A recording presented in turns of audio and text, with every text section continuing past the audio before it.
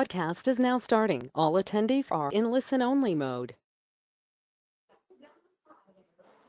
Good morning, everyone, and welcome to day 2 of the FY 2021 Applicants Workshop for the Community Development Block Grant Program.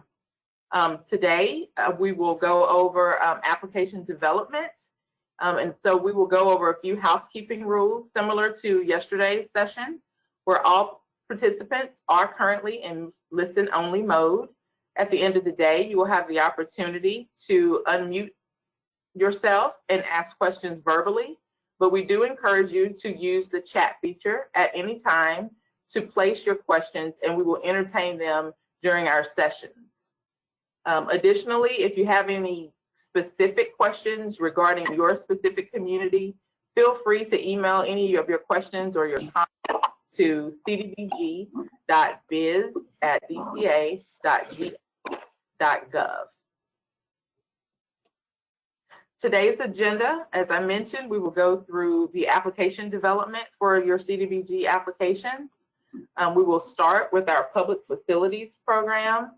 We will break and then start with our neighborhood revitalization projects, followed by lunch, revitalization area strategies program, our economic development set-aside programs.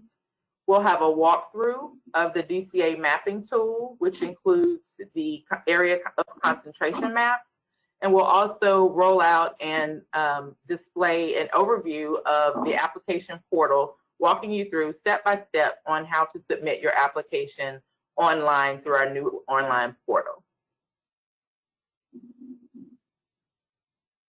All right, I'd like to introduce to you Robert Compton, who is a CDBG field rep for the Community Development Block Grant Program. He will present to you today some application basics on putting together your public facilities applications, which are buildings, water, sewer, infrastructure, those types of project categories.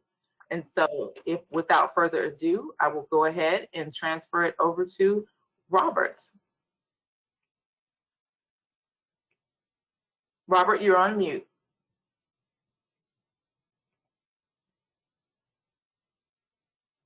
Good morning. I'm Robert Compton. I've been a South Georgia field rep for 17 years now, and I've seen a few things over the years. And today we're going to talk about the public facilities issue.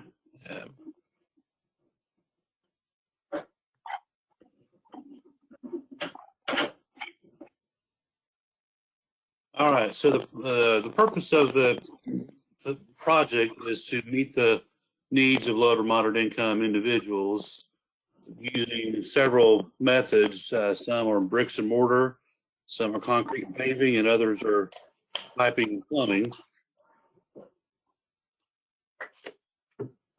See, here is a pretty graphic example of the water and sewer issue, the manhole overflowing.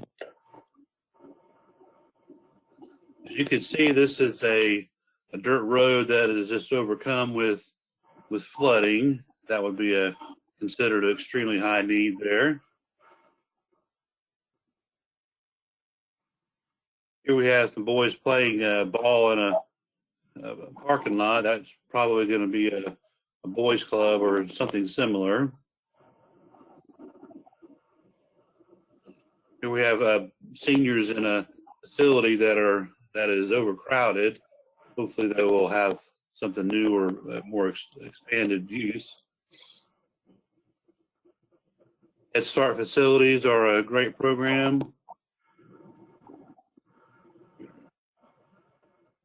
All right, so here's a list of eligible activities that you may want to consider.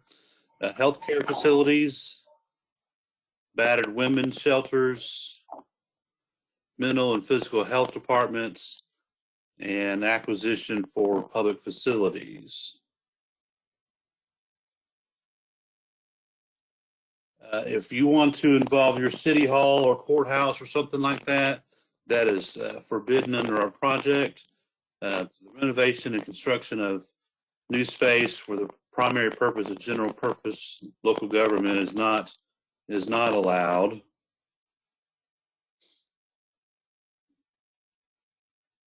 So at the very beginning of the process, the community needs to decide what is the best, what are the most severe needs for the particular community, and they need to pursue that which meets the most needs.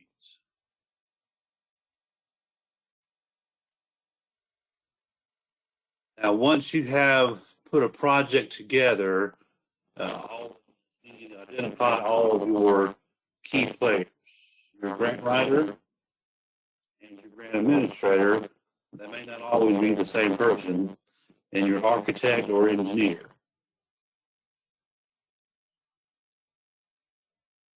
Next thing you need to do is decide what local funds you're going to use to help out with the project and how much CDBG money you need for the project.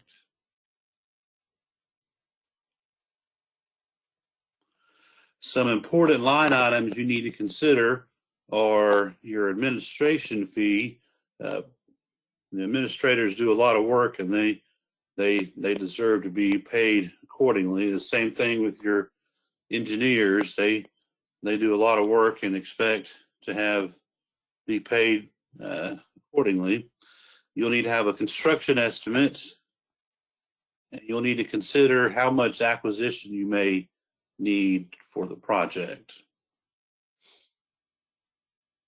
As you can see here is a sample budget. Say you'll need $5,000 for acquisition and $45,000 for admin. Keep in mind that admin can only be 6% of the grant amount, and engineering and architect fees can only be 12 or 10% of the CDBG construction amount. And then you have a construction line item of $625,000 for a total of $750,000. That total maximum amount was raised a few years ago. All right, so you want to, when you talk about your budget, you need to make sure you know your sources of income. Say you're going to ask for a full $750,000 from CDBG. That has a required cash match of 5% or $22,500. Please keep in mind that the grant matching funds have to be cash. So keep that in mind as you're going forward, because we will have to monitor that at the end. Then you'll need to see what local leverage fund, what money you're going to put in above the grant the match amount. That gives you more points and gives you more of a chance of getting funded. And then you need to consider what other funding agencies will be involved, USDA or some other source, maybe a local agency that may contribute to the program. Like I mentioned a minute ago, cash match must be cash. It is not in kind.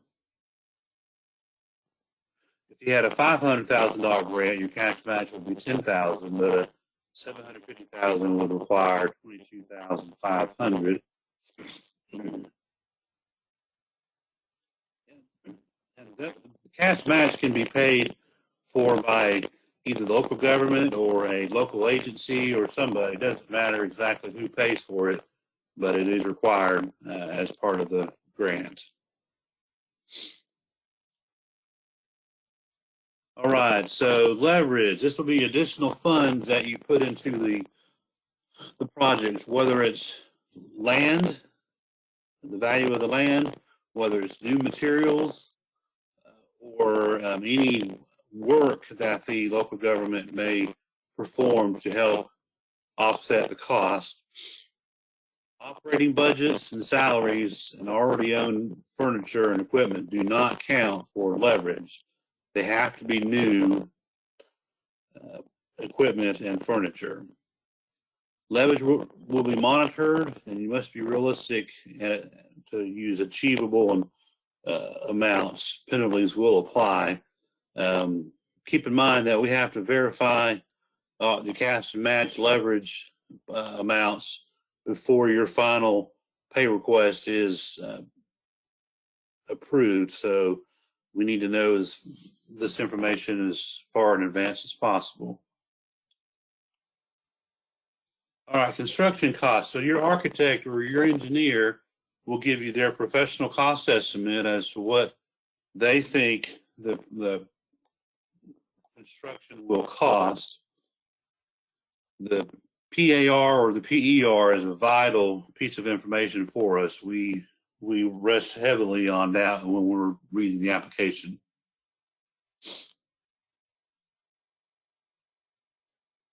What things you got to consider is, will your budget cover the cost of the project? Keep in mind that anything above the grant amount, your local government is responsible for. So keep that in mind as you go forward.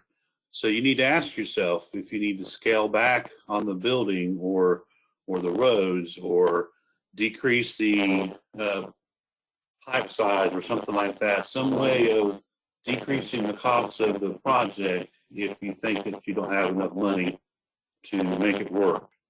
And then once you get all that done, you need to finalize your projects.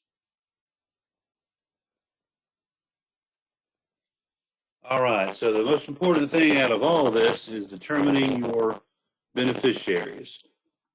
The program is for the people, not for anything else. So for infrastructure projects, you'll need to do a survey as an area of benefits, whether it's a 100% survey or whether it's a random statistical amount. There's guidance in the application, in the manual, that gives you information on that. You'll need to do a door-to-door survey to count the number of people benefiting and determining their low to moderate status. You must survey at least 90% of the households for it to be considered a statistically valid random sample. Vacant units are not households and cannot be surveyed. The same thing with businesses as well.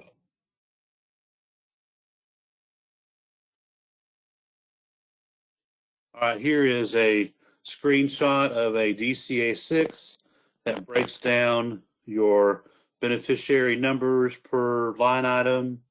As you can see, there is a text box at the bottom where you'll need to let us know when the surveys were conducted, what percentage or the actual number of surveys were completed.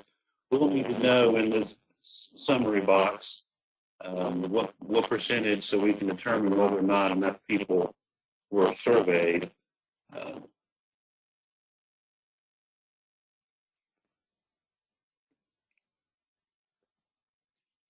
right. In addition to the DCA-6, we require that you submit a survey summary. It's a breakdown of the beneficiaries by different category, whether it's low mod, extremely low mod, or their ethnic background. It breaks it down by the street name, and it tells us how many of each of these categories the beneficiaries are, whether it's female had a household or extremely low mod. This table will break down what exactly is present in your target area. Here is a zoomed in portion of it. As you can see, Cherry Street has the majority of the people living on it, and it has the most low to moderate income people as well. Be sure these numbers are accurate.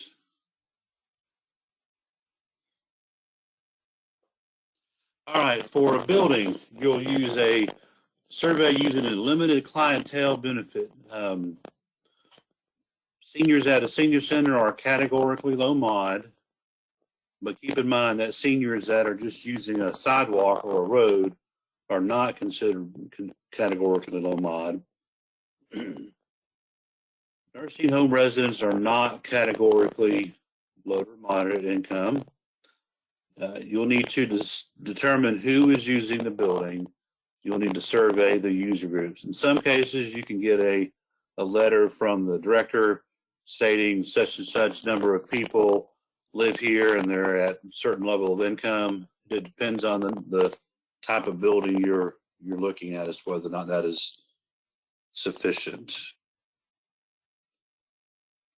If your low or moderate percentage is less than 70%, you need to go ahead and stop what you're doing and figure out if there's any way you can reconfigure the project area, if you can decrease or increase to make sure you meet the 70% threshold.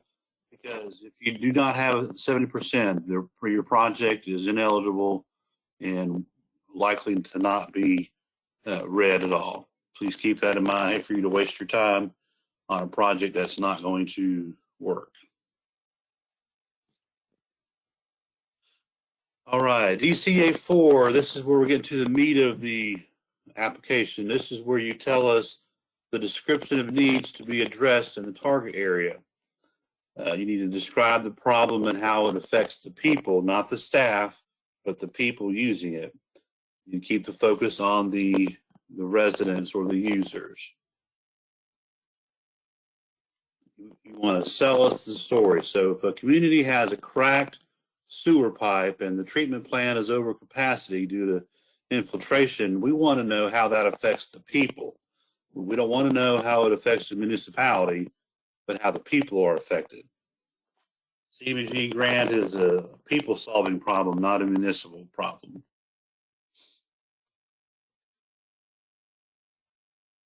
All right, so you need to quantify your need to the greatest extent possible.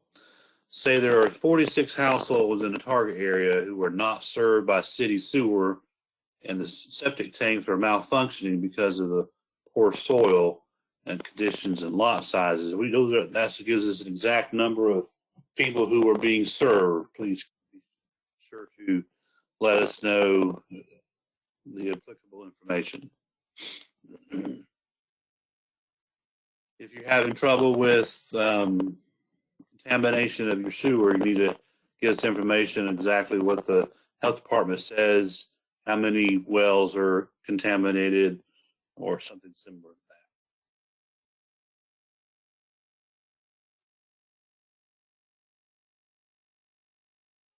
that. All right, so if you have average income of these households is blank and the high cost of drilling a deep well is a problem being afforded by the community, you need to let us know that the lot sizes are too small and if there are funds available to replace the tank and it would not work. All right, documentation is extremely important to our application. Letters from residents, we take those very seriously. We read them. We want to hear what the residents are saying. Please keep in mind that form letters and pre-printed resident petitions are not best practice. They don't really weigh a whole lot to us. We want to see what actual resident letters. They need to include the name and the street address. Third-party letters. Letters from your fire chief or your health department, your school bus program, mental health directors, building inspectors, those kind of letters give us a good glimpse of what's going on in the target area as well. Keep in mind that in our new application system that there will be places for you to put these pieces of information that are specific for the documentation and photos. Keep that in mind when you are doing your new applications. And please understand the difference between a letter of documentation and a letter of support. We don't really want to know if your state senator supports a project. We want to know if your people in the target area or community support it. Now, if your state senator is giving specific information or reasons why it needs to be funded, then that could be a letter of support or, letter of documentation. Photos are probably the most important piece of information that we need in a target area. In a project. Quality photos are your best seller. We want to identify the location of the photo. We want to address, map. We want to know when we are going out in the pre-funding site visits, we want to be able to see this particular house on the street. So make sure you give us as much detail as you can about where the houses are located or where the sewer overflow is located. We don't need 200 photos. We just need a good collection of quality photos that tell us the story. Supplemental documentation. So newspaper reports, reports and or consent orders from EPD that are applicable to the target area and applicable to the work at hand. Just because you have a EPD consent order somewhere in town does not necessarily mean that it impacts the work that you're wanting to address. So make sure you include relevant EPD information. Again, we need to keep the focus on the people. You need to make sure that your project proposal addresses the identified needs. So if your main problem is low water pressure, but the residents complain about water quality, you need to make sure that your solution covers both problems.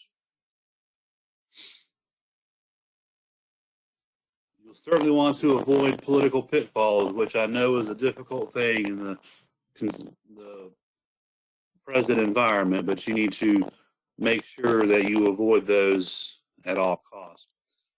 If the project overlaps jurisdiction, all sides must agree in writing to the application. So if you're doing a city water line project and it spills into the county, you need to make sure that you have an understanding between both parties for the work to be done. DCA 5, this is your description of activities. This gives us your project overview, and it gives us a detailed description of each of the activities that you plan to pursue. Acquisition is a big part of what we have going on. It's really applicable mostly on street drainage, but it can be on buildings as well. There is a long set of steps that you must go through to make sure the acquisition is done properly. And this could often be a long source of delay. So be frugal on which projects you choose, determined based on how much acquisition you may need to go through. Permits, make sure you have all the proper building permits and all other ones that you need for this project to get going. Tap-on fees, you need to consider who is doing those and if they're going to be, the costs are going to be waived. You need to have specific numbers, not just a general number. If any utility relocation is needed for the project, you need to make sure you have all your utility providers on board so they can give their opinions on what needs to be done. Maintenance and operation, you need to consider and give us details on what the city or county's plan is for maintaining and operating the facility or the infrastructure. Capacity, if you're doing a water or sewer project, we want to make sure that the city or county has the capacity to make this program run. And then you want to make sure if it's a building or a pump station type thing that you have the site already planned out and or in control of it. And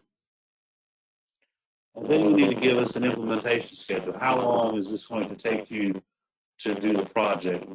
You have 2 years to get it done, but we want to know month by month where you anticipate the program to be, whether you're going to have a long time to design or whether you got some complications that may slow things down. You need to give us details in your schedule as to what's going on there.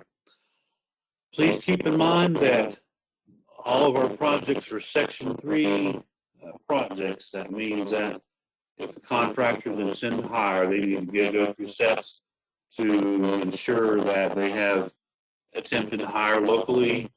Now, whether or not they intend to hire is up to them, but if they do, they need to go through these steps, and your local government grant administrators should be familiar with those requirements. And then you need to make sure that you are affirmatively furthering fair housing. We want to make sure that all the residents are given a fair shake, a fair attempt to receive our services. Robert, Robert? Yes. From time to time, the sound goes really staticky. So can you make sure that you're speaking clearly and in front of your microphone? Yes, ma'am. And cut down on those audio issues. Thank you so much. Yes, ma'am.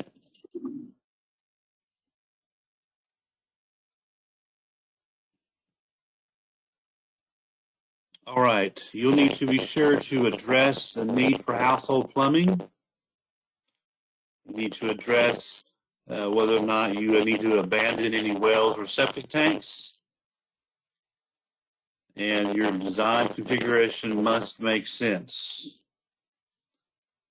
For drainage projects, you need to make sure that downstream discharge has been taken care of. We want to make sure that what we're doing in one target area does not cause problems in another.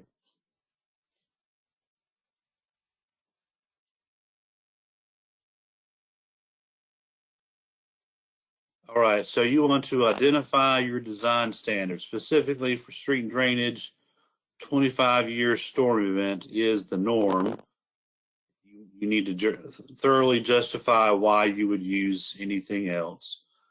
There may be a legitimate need for a different number, but you need to give us a detailed explanation as to why. Then you want to avoid low-density population areas.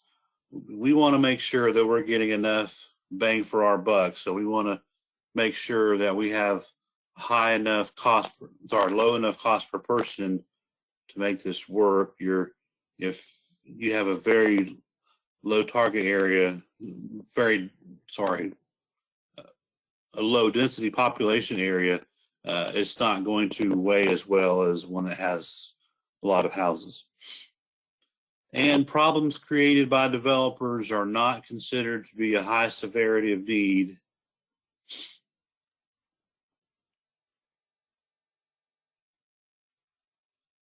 All right, we want to make sure that some project impact, that the project itself will positively impact the program, that will actually meet the needs that are on the ground.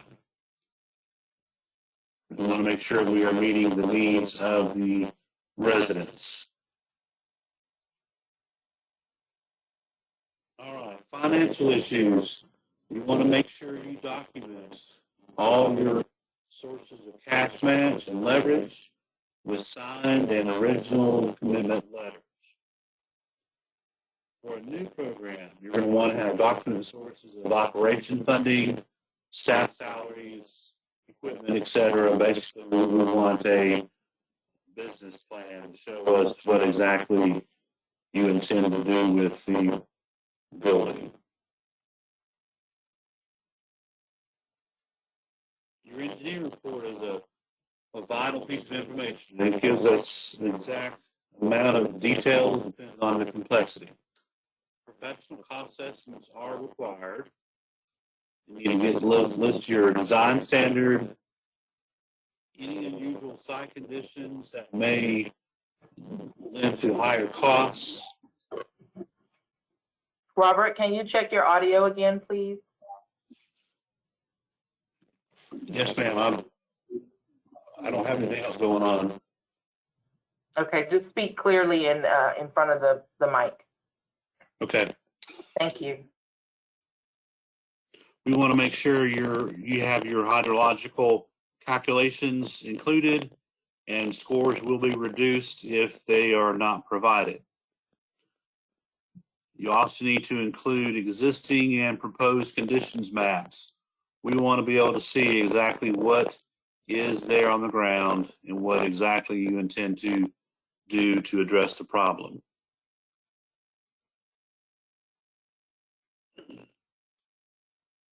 Your engineer or architect signature and stamp is required. This might seem simple, but you need to make sure that your engineer report agrees with the rest of your application. Every year we seem to get applications that the narrative in the application does not match up with the engineer report. Please make sure that they match up and say the same thing. Viable alternatives. We want to make sure that there is not a better answer to the problem. The words no alternative is not a good answer. We want to know exactly what you have considered as alternatives for this program. Your alternatives need to give us general cost estimates so we can see dollar-wise what it would cost if we went with a different idea.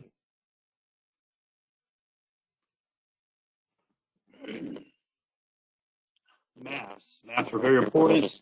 Make sure that they have a scale with a north arrow legend. Make sure all your street names are correct and legible. Make sure you provide the exact location of your proposed and existing infrastructure. You identify all the houses in the project area for all applications, not just housing. We want to know if the house is vacant, if it's occupied, is it a building, is it a church, is it a business, is it a vacant property? We need to know what each of those is. You need to show and identify your vacant housing units, your commercial and buildings and churches.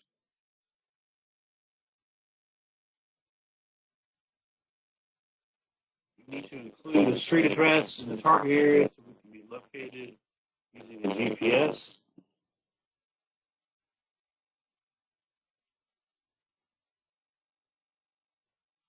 Concentration maps, those are very important these days. You need to use the DCA mapping source or map atlas to determine these. Here's the website for DCA to access that information. Here's some contact information if you have any questions about that issue.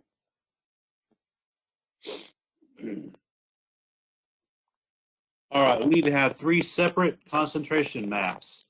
They must be DCA maps. We need to have your concentration of minorities, substandard housing, and low moderate persons maps.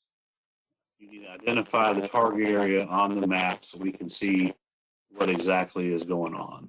We need a map of the entire local government, not just the target area, so we can see the target area in relation to the entire municipality.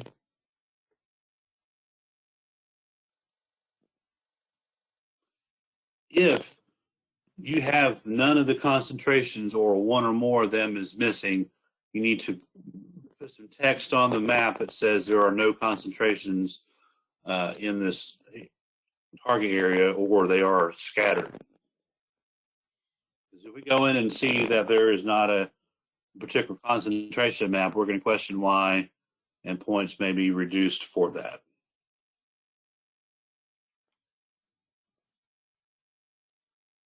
All right, so when you're going in for your concentration map, you use one of the three top layers at a time. Keep the city and county checked. And then you need to print all three maps, even if it doesn't show any concentrations.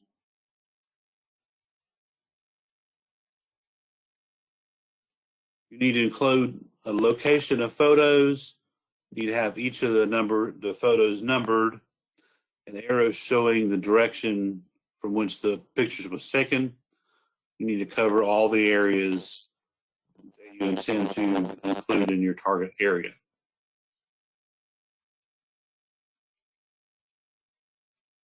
All right, threshold and compliance issues. You need to fill out your civil rights compliance form. Need to make sure you include your SAM certification and your language access plan acknowledgement and certification,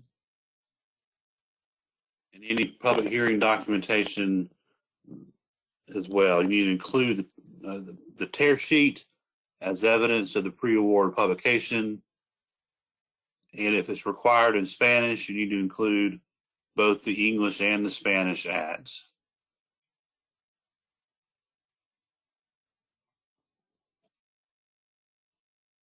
Tribal consultation report. You need to make sure you include all the correspondence with the different tribal agencies. Service delivery strategy. You need to include a map that shows the target area or facility in relation to the jurisdiction of the service delivery strategy, regardless of the project type. So keep that in mind. We need to have a map in our applications. The local government compliance status needs to be included, and any conflict of interest documentation that is applicable.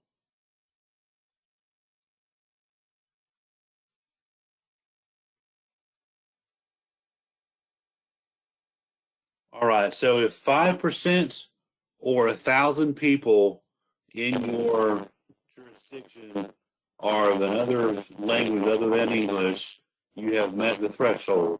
And here is a chart that is included, they need to include in the application. All right, for buildings, if overcrowding is claimed but not documented, that's a problem. You need to be sure to show us any overcrowding that may be occurring. We want to make sure, we want to see if any of the changes that are being made to the building are there to benefit the residents or the users instead of the staff.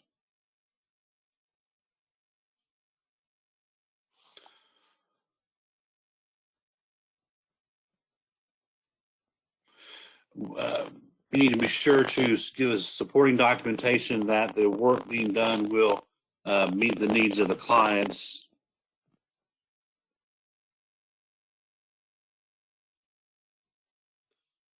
All right, one thing that's more mistakes you want to avoid is the PAR does not include existing floor plan, no operation or maintenance letter. It's just a continual use letter.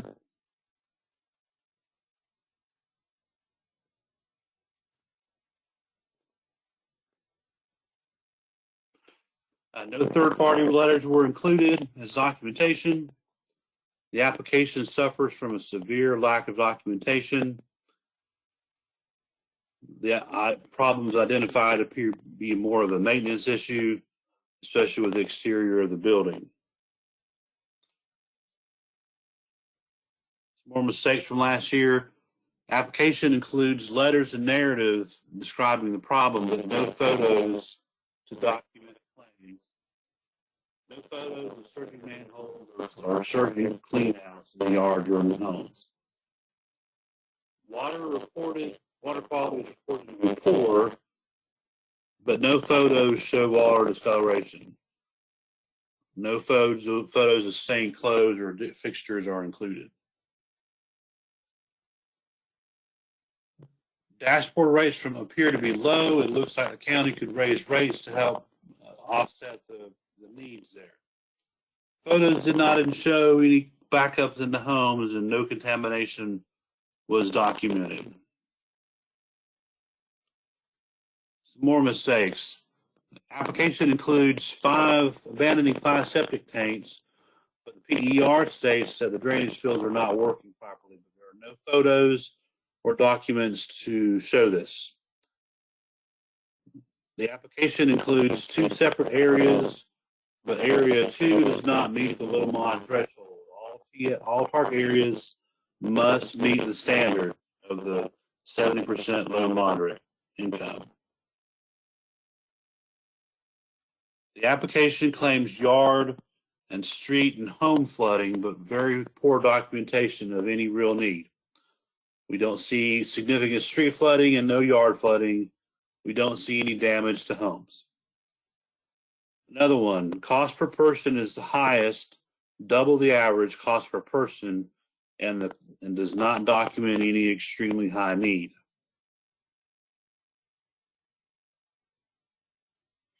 All right, and that is the end of the public facilities presentation. Does anybody have any questions? Thank you, Robert.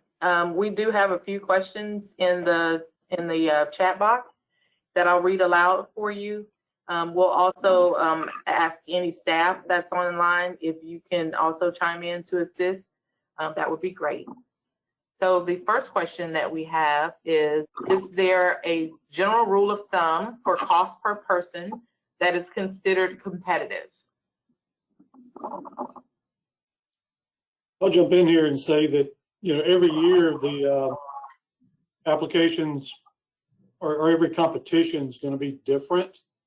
And, I would say generally, if you're up in the $20,000 cost per person for anything other than housing or multi-activity, you're probably going to be very high.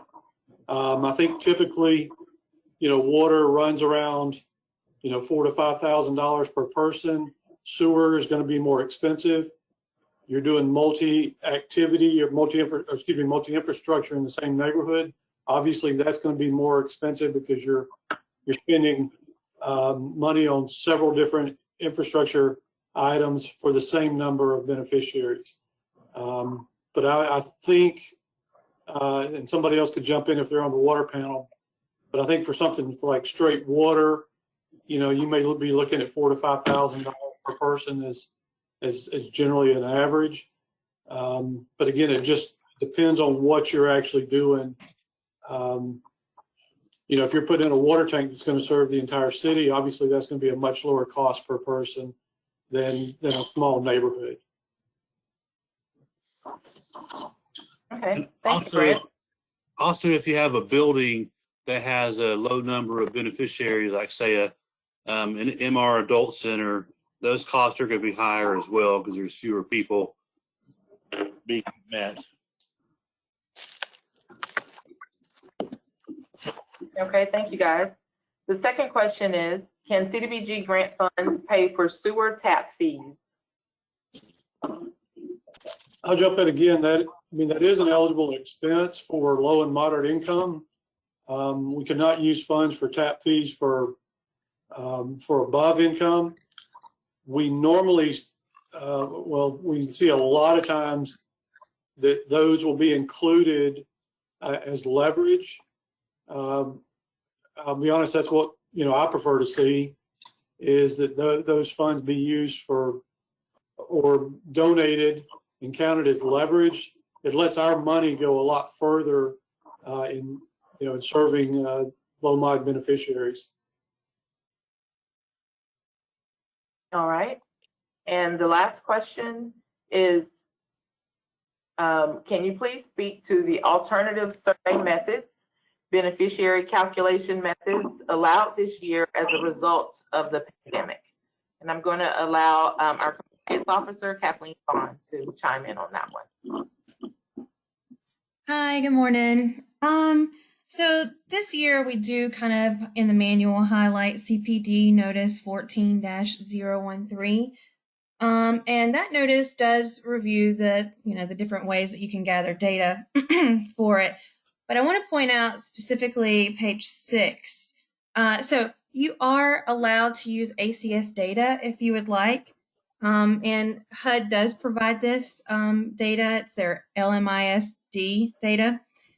The website is quoted in that as well as a link provided to that notice. But page 6 does talk about situations in which the ACS data, because it is by census tract, would not allow you to use it. You would still need additional survey methods. So while the door-to-door survey method, the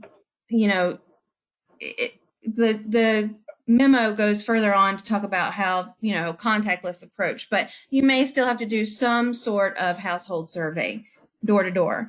So if the service area is not generally the same as the census or ACS survey tract, then the household surveys may need to be conducted. Another scenario that it provides is if the target area contains both incorporated and unincorporated areas, then the ACS data may not cover the unincorporated area, right? It may only be relevant to the incorporated area, but your target area that's in the unincorporated area is not reflective of that census tract information.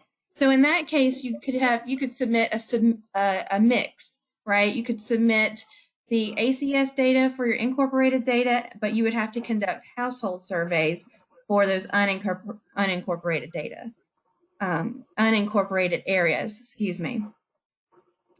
So, and like I said, it also talks about the alternative methods for a contactless approach, the telephone and electronic means. But you still have to, if you do household surveys, even though it's not door to door, it's still a 90% response rate. That's what you have to get. And these are also discussed in Appendix C of the manual. Thank you, Kathleen. Just as a reminder, the manual, its appendices, as well as the presentations from yesterday and today can be found in the handout section of the GoToWebinar software. Are there any other questions? There aren't any in the chat, but I will unmute everyone to allow you the opportunity to verbally speak. If you have a question, if you wouldn't mind just using the raise hand feature, just to ensure that we're called upon, you're called upon one at a time. Kim, this is Joni. Can I make a couple of comments? Yes, ma'am. Okay, first of all, kind of back to what Brent was saying about the tap fees, just to put a little bit more context into that, we really don't see benefit to low mod if barriers such as a tap fee might preclude a low and moderate income person from accessing the service we're providing. So we would expect that fee to be covered either by the grant or as natural leverage. And I should say leverage and not match. And the other thing is that last year when we were going through some of the applications, and it's probably more street and drainage, because the application review and the applications is just so competitive that when we looked at the photographs, and we do look at the photographs and we look at where in the target area the photographs are taken, there were several where the issue for the whole application was centered in a very small part of the target area. That actually lost some points because it did not seem to address the needs of the whole target area and did not preclude people from entering or leaving the area just for that one section. So I would say be sensitive to that. We appreciate the good photographs that are generally provided and we do need to see representative photographs throughout the target area. Thank you, Joni. And we had a follow-up question just as an alternate to door-to-door survey. Can the applicant do mail-in surveys as well as phone? These are detailed in the notice that are included in the manual. They are acceptable for this year for the annual competition. All the eligible or acceptable HUD survey methodologies will be accepted this year. Just be mindful of the pros and cons of the various types of surveys and be prepared to fully document and substantiate your survey methodology.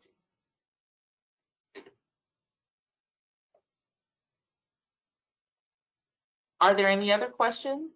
Before we proceed, we'll have a 15-minute break, and then we will be joined by Glenn Misner and Melissa Thompson for the neighborhood revitalization presentation and housing.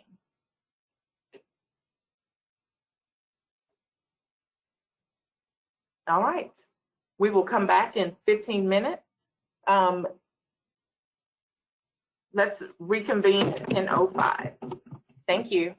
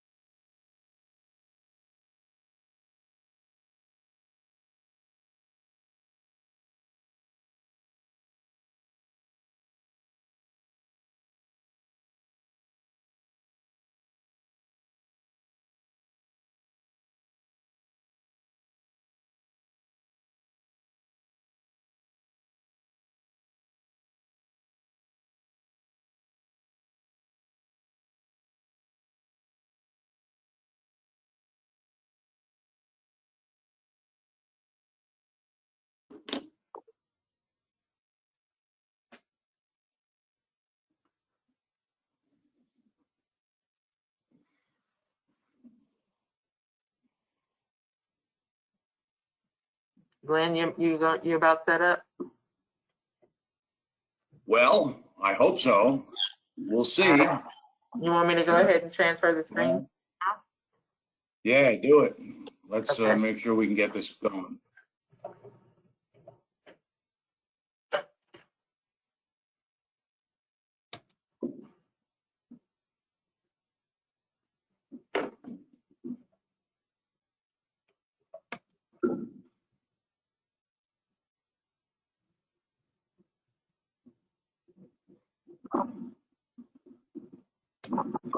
Can you see it?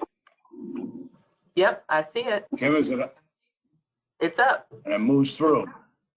Hey, Yeah. good thing we practiced, huh? All right, I'm gonna put my camera on for just a minute and start this thing. Unless you want to introduce me, that's fine too. But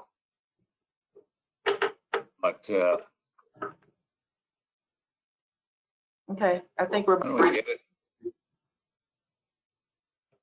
Hey, Melissa.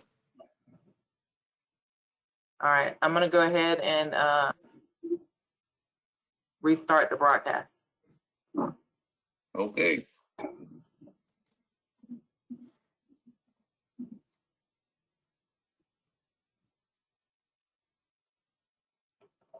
Okay, welcome back, everyone. How are you doing? I hope your break was good. We're going to start up now with our neighborhood revitalization session. That'll be led by Glenn Misner. He's the director of our Office of Neighborhood Stabilization, and Melissa Thompson, who is one of our CDBG field representatives and has a specialty in housing. So thank you guys for joining us this morning. Now we'll go ahead and turn it over to you. All right. Good morning out there in TV land. I'm glad we're able to get together like this, but it is, at least in my opinion, far from perfect. I kind of never thought I'd miss being awoken in a strange hotel room by earthquakes, tornadoes, fire alarms, and various other things, but I do miss it. Hopefully for next year, we'll be able to get back together. As I say, in my opinion, delivering our message this way is not ideal, but we are fortunate to be able to go ahead and do it this way. In any case, I also miss going to baseball games. And so on that note, I have a question while you're listening to my presentation. Does anyone out there know who Joe Relaford is? People from Fitzgerald are not allowed to answer that question. That's a hint. In any case, let's start with this, and I'll come back to that at the end of my presentation here. So let's talk about doing housing and multi-activities with CDBG. I've been doing this for an awfully long time, as you know, as I believe this is the 23rd time I have done this, well, a similar presentation to this. Back in the old days, we would have an overhead and transparent slides that we put up and project. We are now at this point in our technology. In any case, some of the problems for the last 22 years still remain. Go around the state of Georgia, in most communities, you are going to find things that look a lot like this. And these are all projects that I've been involved with, that I've seen. In fact, I have for some of these after pictures that are dramatically different. In any case, if these are the kind of things that you're trying to address in your community, of course, CDBG can try to help. I don't need to read this screen. Everybody at this point knows that CDBG is part of the Housing and Community Development Act of 1974 and has been around with us for quite some time now.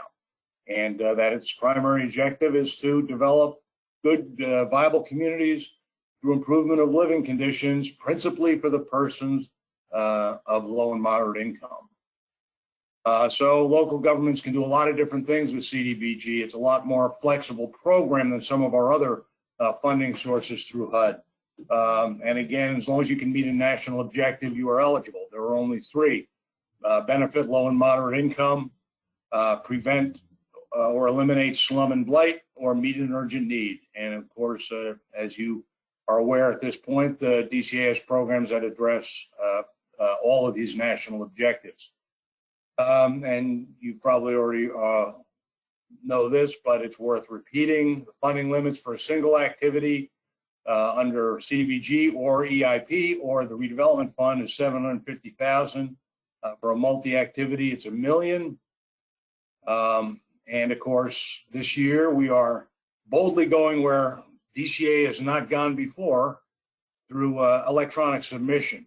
Applications for both CDBG and RAS, which I'll talk about after lunch, are due June 4th through the Graham system at DCA. You all may not know Kim Carter won an award for naming the Graham system. I'll let her tell you what the acronym stands for. Okay, so what's new? Again, electronic submissions. We have a proposed change in the CDBG method of distribution that provides 10 bonus points for CDBG projects that align with state priorities, those being housing and water and sewer applications. And that does include multi-activities and may include multi-infrastructure, depending on the amount of funds going into the water or sewer portion of that. And again, we're having the public hearing to discuss the proposed changes that was postponed from earlier through postponed until Monday, February 5th. And some of the things that are still in place from changes we made last year is that the restriction from having to sit out a year has been extended. We will exempt that for GIC communities that are active as well as certified alumni of the GIC program. If you're in GIC, you certainly know, hopefully know what that is. And in fact, I have a presentation for the freshman class of GIC that are just coming into the program this coming Monday. We raised the limit last year allowable for rehab of mobile home units, MHUs, to 10,000. That hasn't changed. Financial plan form, which is a required form to be submitted for the housing or multi-activity program, is a PDF with formulas already included on it. That's available on our website. And again, I think Robert touched on this a little bit. We expect a community to be charging fair rates for water and sewer, and anything below 8% of the average MHI will reduce the need score a little bit. We used to have the threshold at 7.7%. We bumped that up to 0.8. In any case, this is still far below the recommended rates for USDA and GFA programs. So for neighborhood revitalization, we have the types of grants available for CDBG: single activity that are housing activities only, infrastructure activities only, or public building only. And of course, you can do a multi-infrastructure that carries that, but that still is considered while multi-infrastructure, it's still a single activity because it's infrastructure project. And to hit the $1 million eligibility, you have to do a multi-activity, and that is housing plus infrastructure and or building activities. It's very rare that we see a housing and building activity, but it is theoretically possible to do. So we will. That is an eligible multi, and we'll talk more about that later. So how do we go about developing a project to submit to us? So the community should be assessing the needs. What are the community-wide needs? And again, the idea behind the public hearing, the pre-application public hearing, is to get public input or citizen input from the folks out there that are in the community to express their needs. Of course, we certainly want that to be a major portion of how a project is chosen for development, and that again is something that we are looking at pretty closely, that we want to make sure that these public hearings are actually providing an opportunity for input into the type of project that we can help with. Are there concentrations of substandard housing? Are there infrastructure needs? And at some point, the local government will determine the project area, which we call a target area. And if you go into housing, so a single activity neighborhood revitalization project will address housing, but it can address multiple housing activities, those being rehab, reconstruction, we can do acquisition, we can do relocation, demolition and clearance. And these are just some of the things that the activities you can undertake.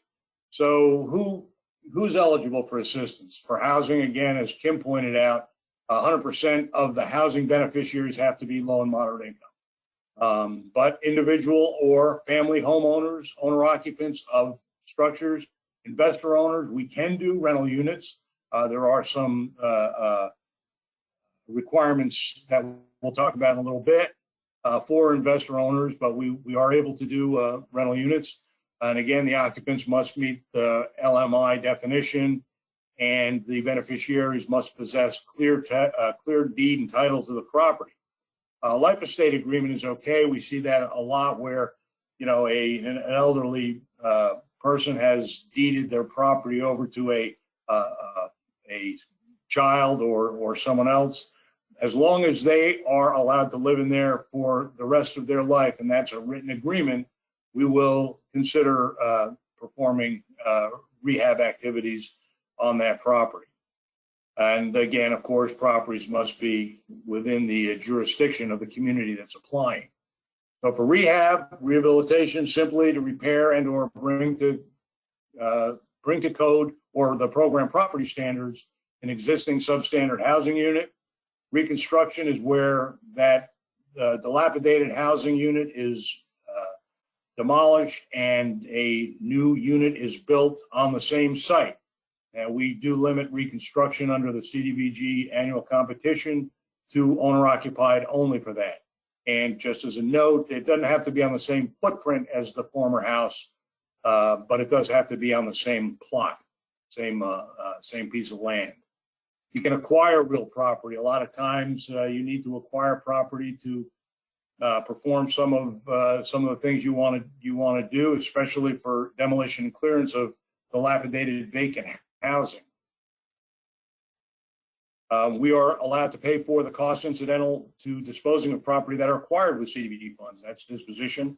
Code enforcement is an allowable activity under CDBG, but it comes with other issues. Of course, code enforcement is a necessary activity for all communities in Georgia, but relying solely on CDBG for that, for a couple of different reasons, can be problematic. Obviously, there is an end and a limit to the budget that CDBG will allow, and code enforcement would be limited, paying for code enforcement would be limited to providing that activity in the target area or in the area that has been designated as the CDBG target area. It is eligible. If you want to talk more about that, please let's have a discussion offline. Clearance of dilapidated structures, so we can go in and demo and remove the blighting influences in a target area, and that's not only for houses, but it also can be for outbuildings, dilapidated sheds, appurtenances, that kind of thing. It is important that, as with the rehab and reconstruction activities, that you are in touch with the owner and you have proposed to them that, the program is going to demolish their property, and we want to see the owner commitment that the owner is on board in writing in the application. Other eligible activities, of course, interim assistance, and that's where you have a target area with, a lot of areas with a lot of overgrowth or a lot of trash, used tires, that kind of thing. Interim assistance is designed to go in and kind of before you start doing the main activities of the project, you can clean that kind of thing up prior to going in. So that's interim assistance. Relocation, either temporary or permanent, is an eligible expense. If you are planning on relocating somebody through the Uniform Act, it is a challenging and can be very expensive activity to undertake. Again, if you need to do that, and our advice is to avoid it if you can. If it can't be avoided, we should talk online, offline about what exactly it takes and how to go ahead and do that. So temporary relocation is considered an eligible activity as well, but that's to get people out of their house while it's being reconstructed or rehabilitated, and then move them back in once the project is done. That activity is not mandatory for owner-occupied units. Even HUD, in its infinite wisdom, kind of sees the logic of, look, we're going to spend X amount of dollars to rebuild your house. Y'all can find someplace to live in the meantime. But for tenant-occupied units, temporary relocation is required. And again, if you're planning on that activity, we can talk more offline.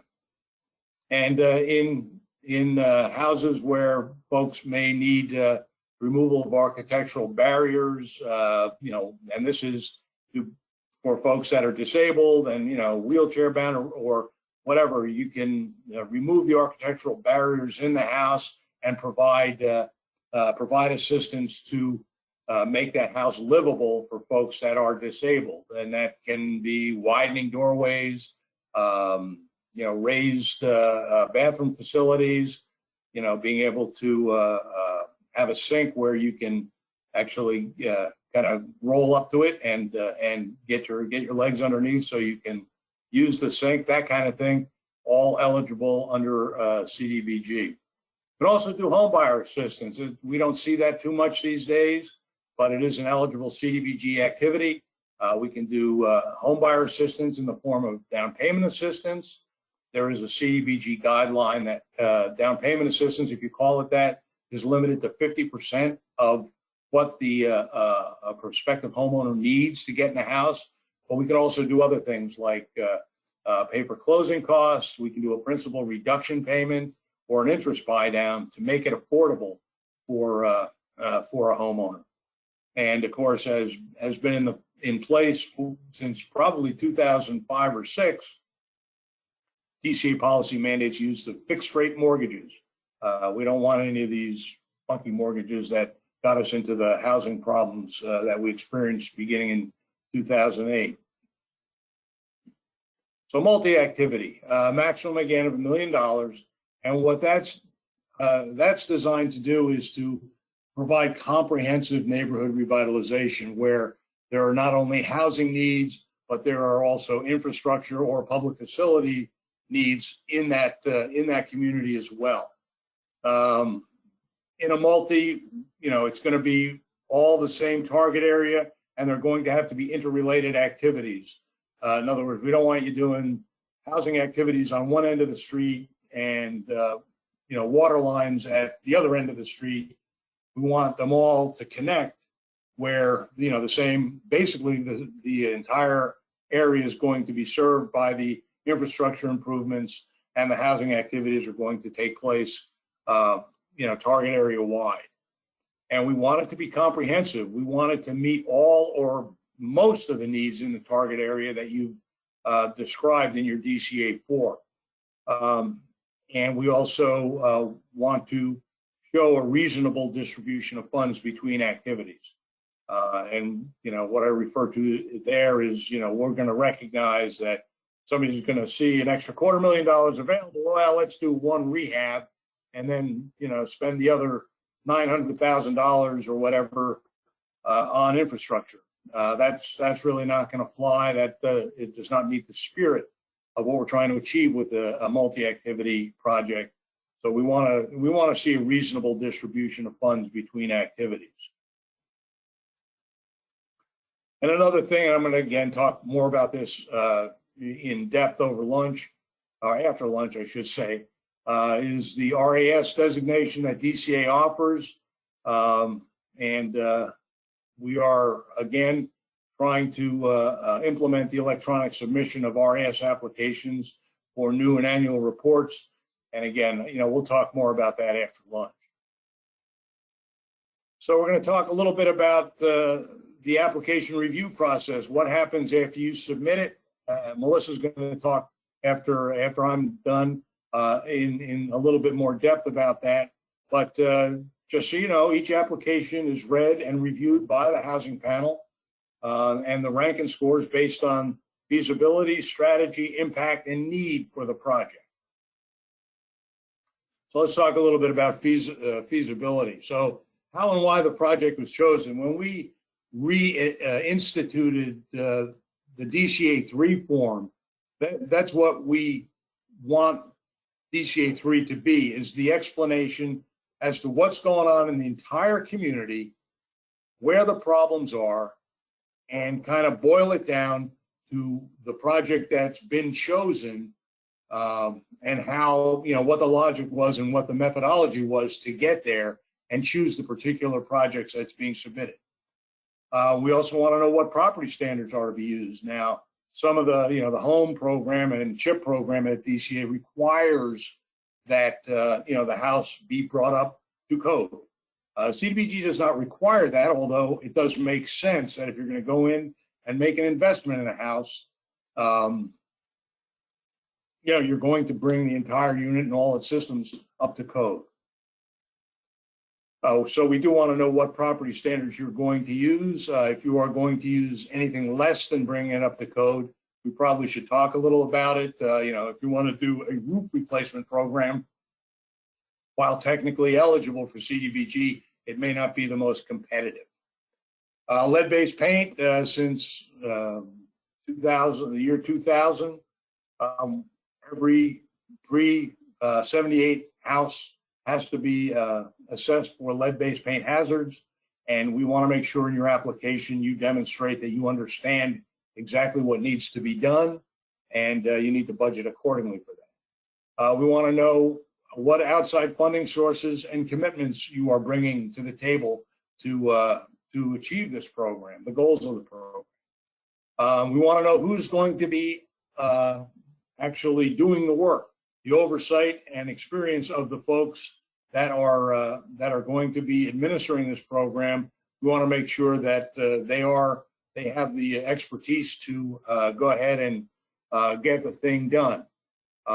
We need maps and the overview of the project, and we want you to sell your project to DCA. And we also, of course, the costs involved have to be reasonable and justified as a feasibility consideration. Again, how and why the project was chosen, and we expect a good narrative that describes the process in a transparent fashion. And again, the citizens' participation process is a key to that. And again, DCA 3 is meant to be used for this. And the first place to start may be taking a look at the concentration maps for a community, and go from there and establish how the project was chosen with the concentration maps involved. Those being concentrations of poverty, concentrations of minority, and concentrations of housing deficiencies. And these are all can be seen through our mapping services on the DCA website. Again, minimum property standards. We want the realistic local minimum property standards. And again, you can determine what standards you want in your community. We certainly expect code violations and incipient violations to be addressed. And the first priority should be given to health, safety, and ADA accommodation. Lead-based paint, talked about that. Evaluation of lead-based paint hazards in a property built prior to January 1st, 1978 is required. So the evaluation services are done by a licensed risk assessor / inspector, and that is certainly who are certified by the state of Georgia. And consequently, if hazards are identified, the lead hazard control work must be performed by contractors who are certified through the RRP rule issued by EPA. Okay, and that program is still operated through the Environmental Protection Division in the Department of Natural Resources in the state of Georgia. While the availability of folks to do this work is certainly more prevalent than it was 20 years ago, you need to be prepared to seek these services outside the local area. Again, we want the application to demonstrate the understanding of the lead-based paint regulation requirements. We don't insist that you all become experts, but there's a pretty good section about what it takes to perform those activities in good detail in the CDBG guidelines to residential rehabilitation, which of course is the rehab manual, and that's available on our website. As you can imagine, lead hazard control can be costly, and the rule of thumb that seems to work is that when you go in and you have a pre-78 house, you go in and do your cost estimate from the walkthrough as you're preparing the application. We want you to budget 25% of the estimated rehab hard costs, not the other costs involved with that, just the rehab hard costs as your lead budget for each individual unit that is built prior to 78. Again, funding partnerships, other resources. We want y'all to document ownership of each unit in the application. You got a lot of folks, you knock on their door, do you own this house? Oh, yes. And once you get to the courthouse, you find that, well, maybe not so much. Air property is a big problem in the state of Georgia. There are some ways you can try to mitigate some of that, but ultimately the program can't go in and do work in a property or demolish a property that is not owned by the person signing the application for obvious reasons. We want you to provide reasonable justification for all costs and the basis of those costs, how you came up with those figures. We want firm specific commitment letters from all partners, including the homeowners. In other words, if other folks are going to put money into the project through nonprofits or through the local government itself, we want to see firm commitment letters from those partners.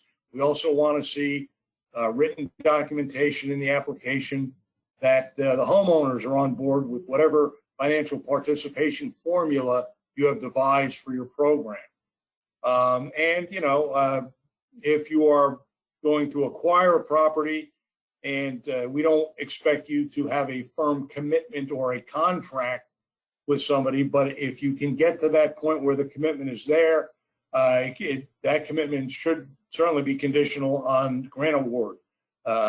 So we have somebody to say, yeah, if this community is awarded CDBG funds, we will be willing to sell the property or allow the property at so-and-so to be demolished from that owner.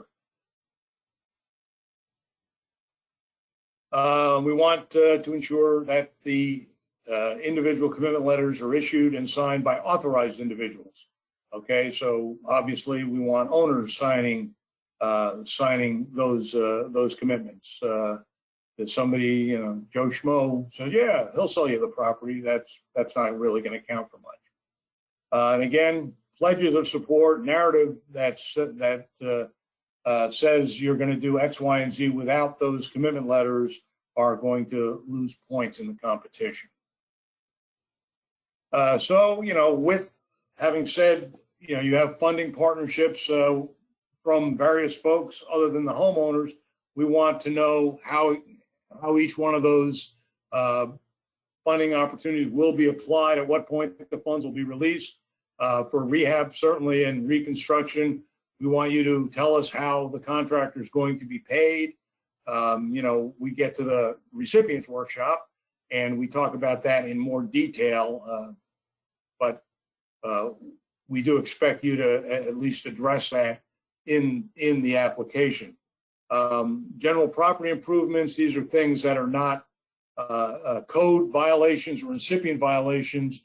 In other words, we want to change the color of paint in a room because we don't like the paint. If that room's not going to be touched, that we consider that a general property improvement that can be paid for through the homeowner's contribution, but CDBG will not pay for GPIs. And again, we talk much more about that in the recipients. And again, if I haven't said this enough yet, firm, convincing documentation of participation from owners and investor owners, for that matter, is required. And again, who's going to provide the project oversight? In other words, we're going to have a rehab advisor go out there. We want to know who the rehab advisor is and what are their credentials, what is their experience to ensure to us that they can actually undertake this project.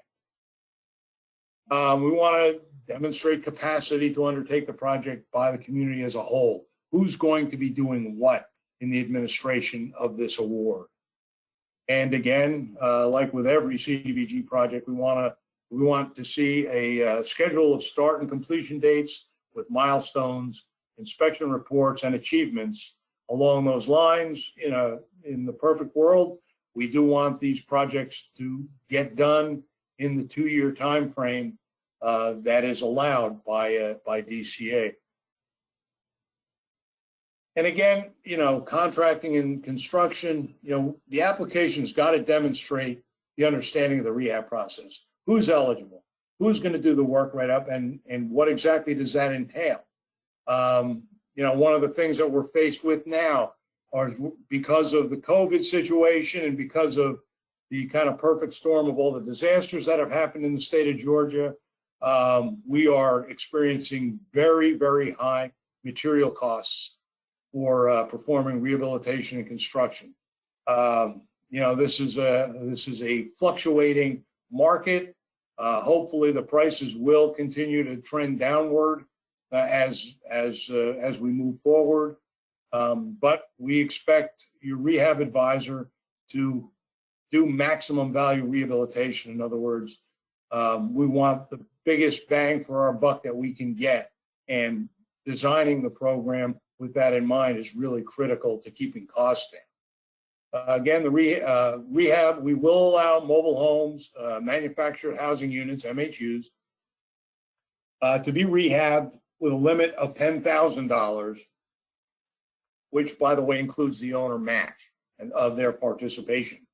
If you have a situation where you have an MHU that needs a little bit more than the $10,000, we will consider that on a case-by-case basis. We want a request to exceed that to be included, and a good justification as to, exceeding that $10,000 will in fact allow this unit to be rehabbed with the intent that the repairs will last 20 years or longer. We want to know how you're going to qualify your contractors. It can be difficult to attract contractors to doing government-funded rehab. We understand that, but we still want to know how you're going to get folks interested in working for the program, and we want to establish the guideline and criteria for the contractors that or how you're going to attract contractors to work in the program. Want to know what your bidding process is going to be and the protocols for acceptance of that. Contract negotiations, again, an allowable method as opposed to competitive, not our preferred method, but it is allowable. Again, the rehab manual goes into some detail about that.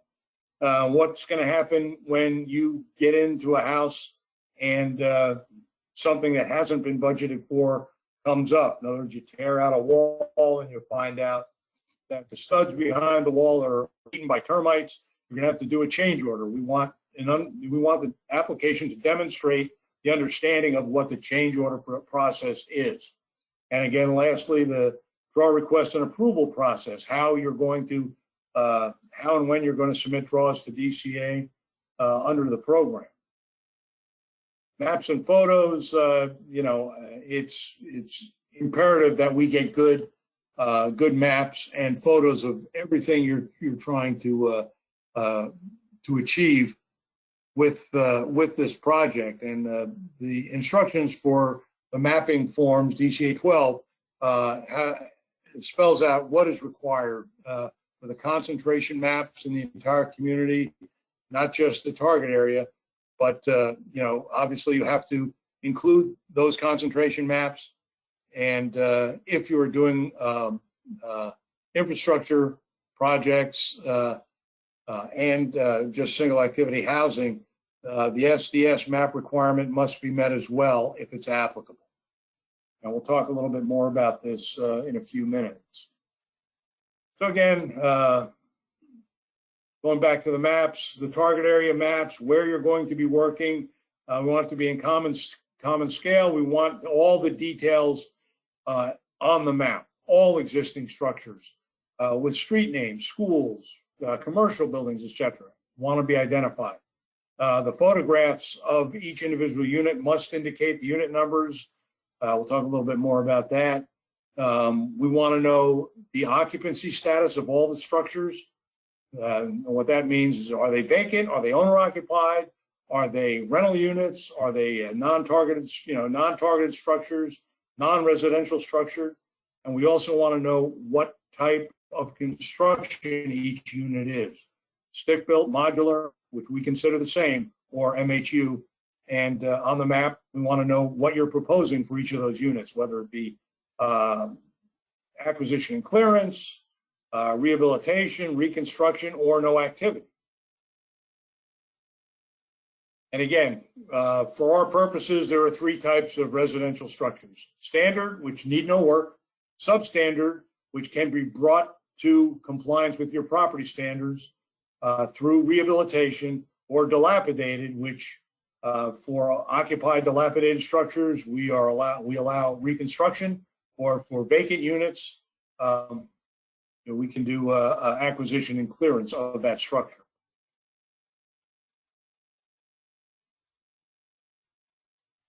And want the occupancy indicated on the map, whether it's owner occupied, renter occupied, or vacant, the construction type of that unit,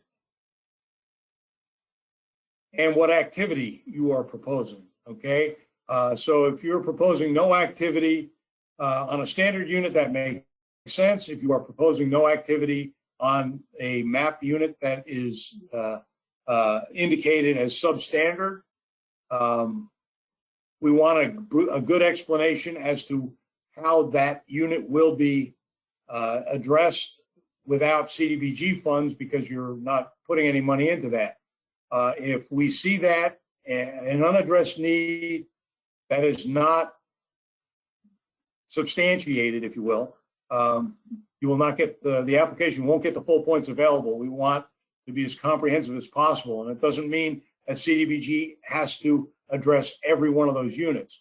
There are other ways through, for example, code enforcement, other programs that may be available, USDA, CHIP, whatever, in a particular target area. If those units that CDBG is not addressing are going to be addressed in another manner, we need to know that.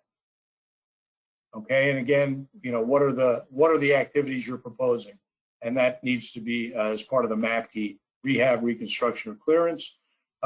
We require the financial plan form, which is formally called Exhibit H. This is on our website now. It's a fillable form. Kathleen Blond last year that we require for. It's kind of the plan as to each and every unit, how those units are going to be addressed. As an example of a map and all the things that we're looking for. Every unit has map numbers, okay, and they are consistent throughout the application. All the street names are identified on the map. The type of construction is outlined on the map, and on the right side of this, we have an overview of the project activity, the target area.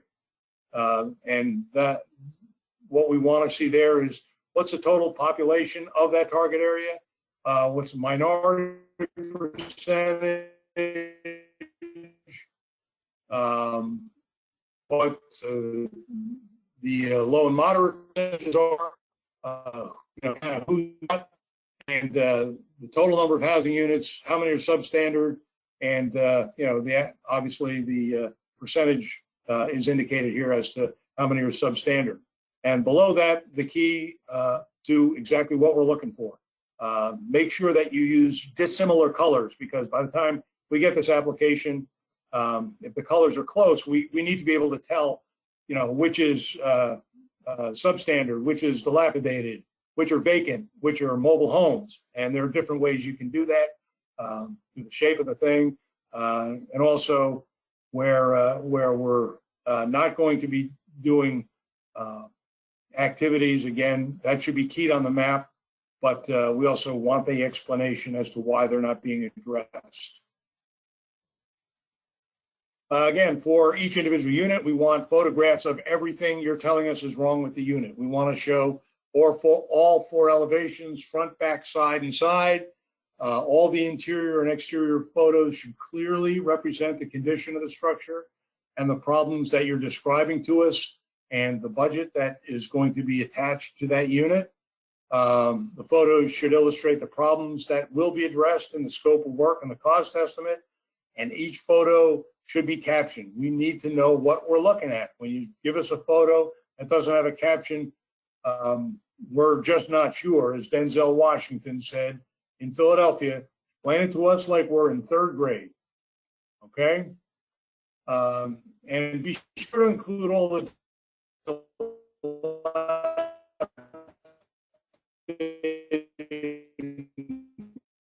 vacant units. If they are proposed for acquisition clearance, fine. We don't to enter. We don't want anybody's. We don't want to jeopardize anybody's health here. So make it clear to us that these are the best photographs we could have of this unit. We did not want to go in due to various circumstances, whether the unit's unstable, whether there may be some unsavory characters in that unit, whatever. And presumably they're not the occupants of the unit, they're just kind of squatters, if you get my drift here. But we want to describe the conditions in full and document the ownership and owner commitment for each of the units, okay? Selling it to DCA. We need to know exactly where that is. You have a community, one of the maps you're going to include is the overall community, and we want the target area outlined on that map. And again, how the project was chosen. We've gone over that. We want to know what the project's going to achieve, who will the project impact, and how the community will successfully complete the project, and we want specifics.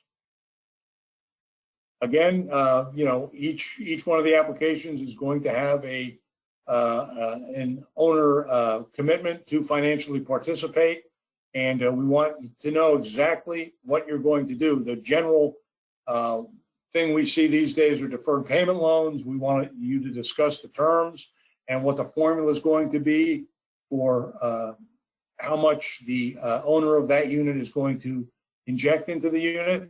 If you're going to do leveraged loans or interest buy downs, again, the terms and the way that's going to be implemented needs to be described. And we want to know, of course, who are your partners.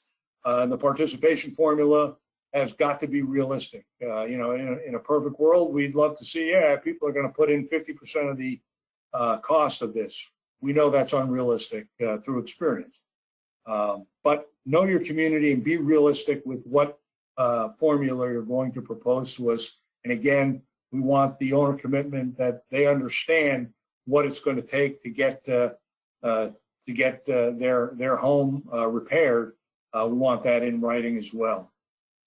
Again, documented confirmation of proposed partners, and we want to make sure, and Robert went over a lot of this, compliance with the laws, and of course, housing units are exempt from some of these, because the because the unit itself is going to be a contract between the homeowner and the contractor, Section 3 doesn't apply, although it does apply for Section 3 contractors working in the program.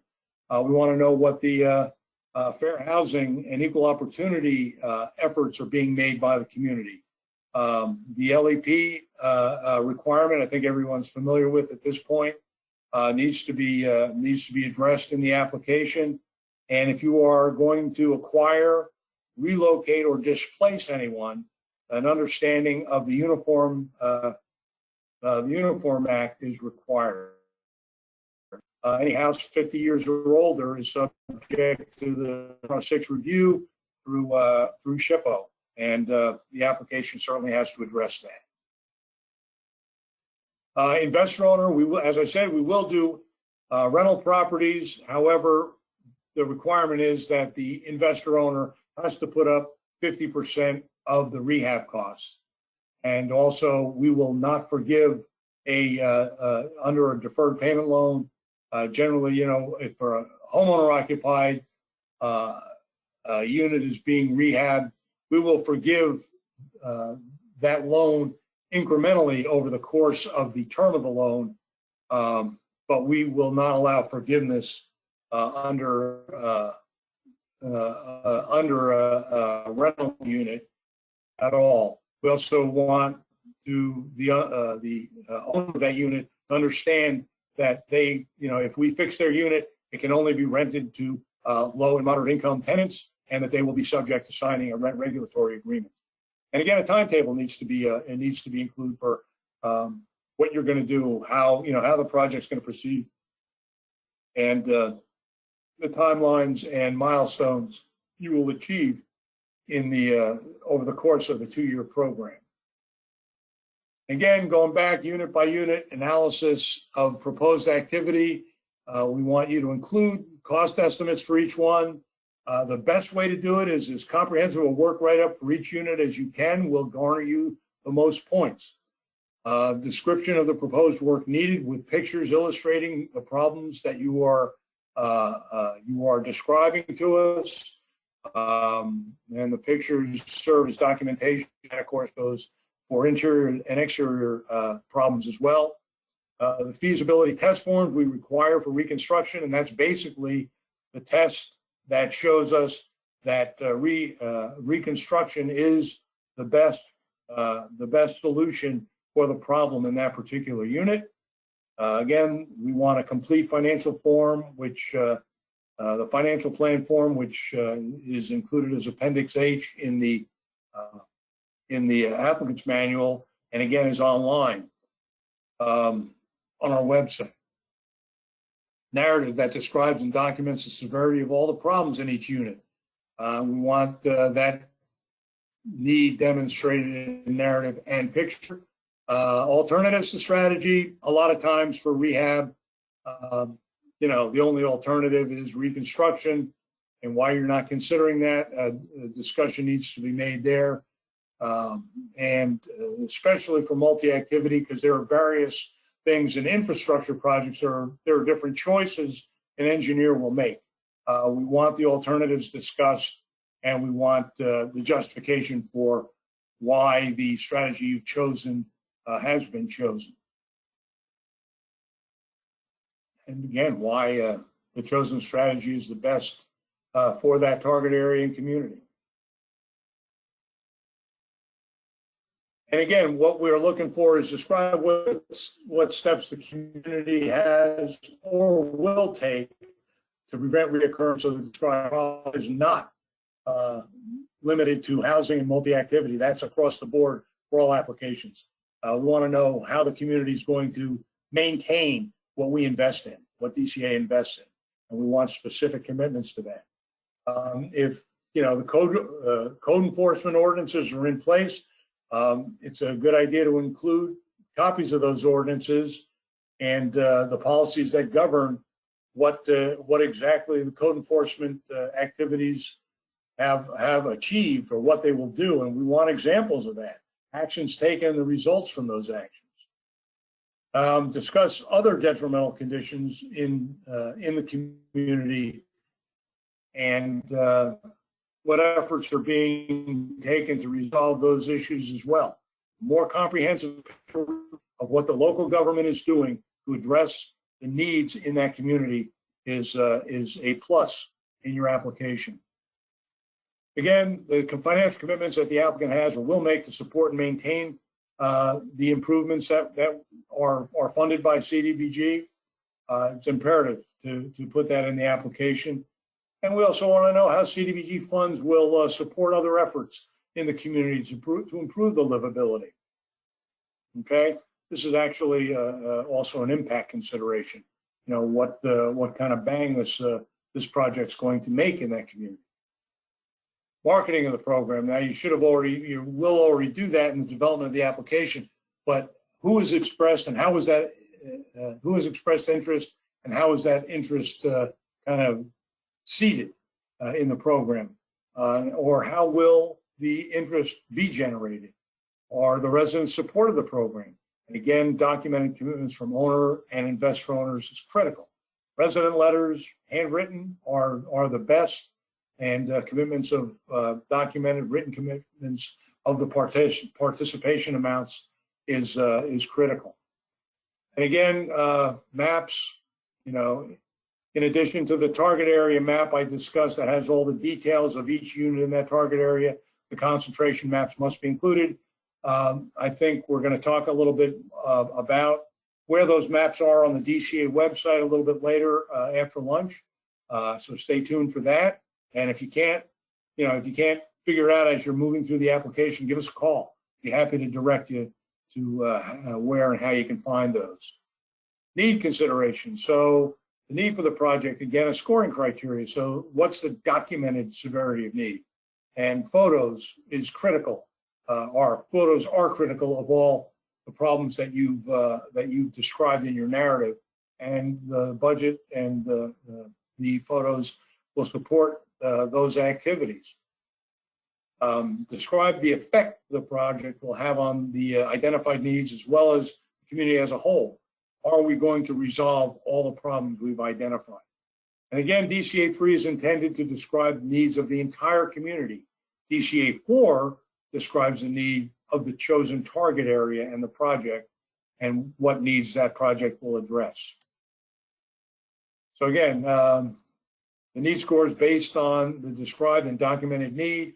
Critical health and safety issues are paramount in getting the highest score. Moderate health and safety issues are not as high critical in the need score, and low health and safety issues, well, they're as described, they're low. Obviously, your need score is based on what critical needs you will be addressing and you've identified in that target area.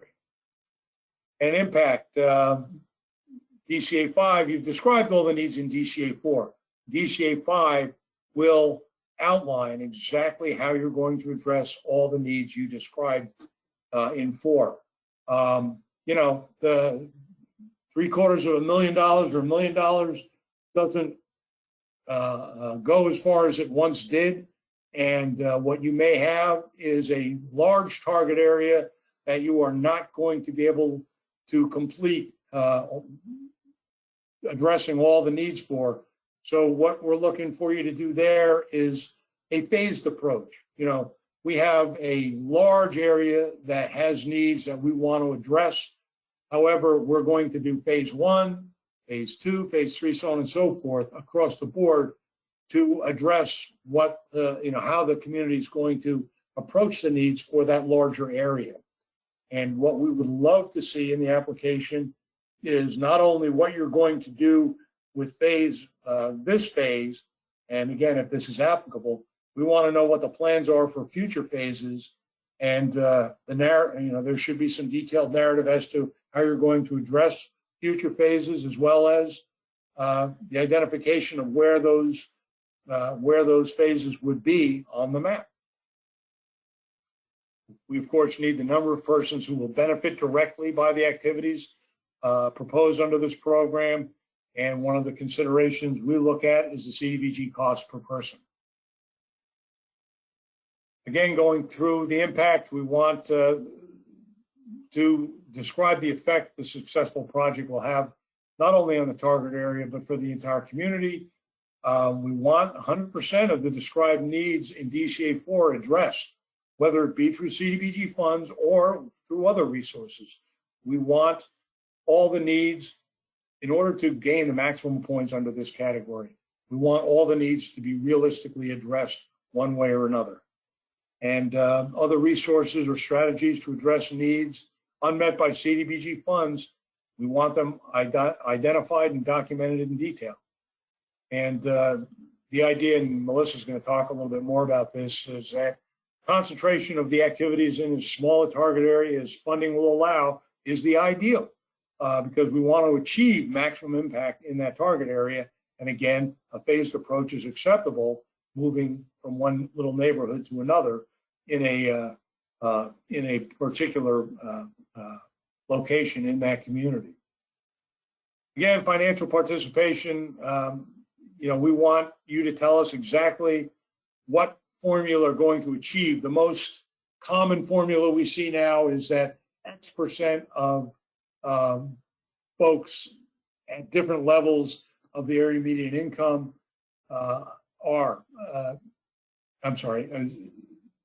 in other words, the formula is going to be, and this is an example, I didn't put specific numbers in here because I don't want y'all to think that we are pigeonholing ourselves into one particular percentage. But a lot of the examples we see are folks below 30% AMI are required to put X% of their annual income. Folks who are between 30 and 50% pay maybe a little bit more of a percentage. And again, the last category is 50 to 80%. And again, it doesn't have to be 3 categories.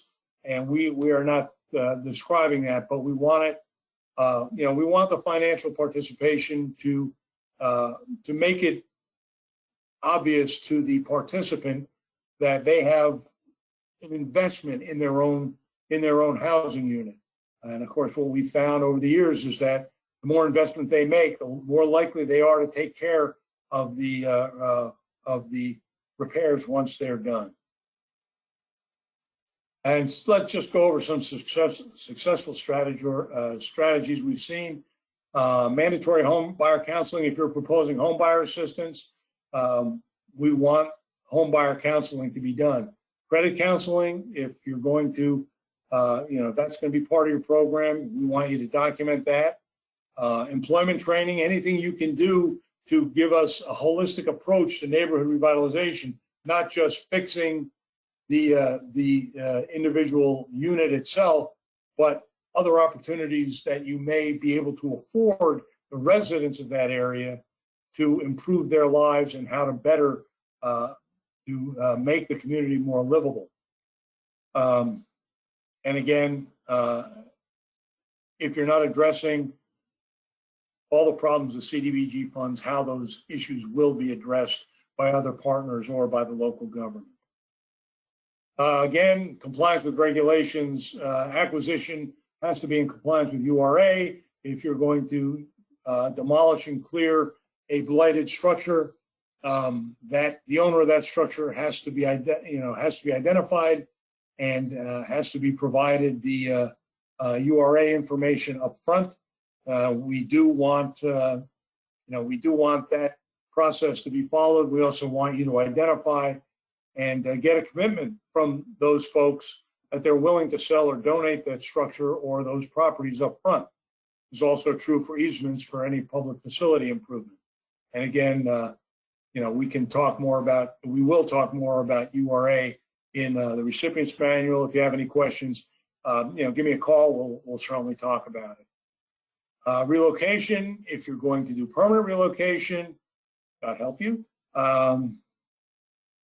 It has to be done in accordance with the Uniform Act as well, and take into account the Standard Uniform Relocation Act or the HUD addendums to the Uniform Act, which are called Section 104D, or the Barney Frank amendments to the relocation activities, which do provide other provisions for tenants, and it also requires one-for-one replacement of units that are low and moderate income units that are going to be demolished.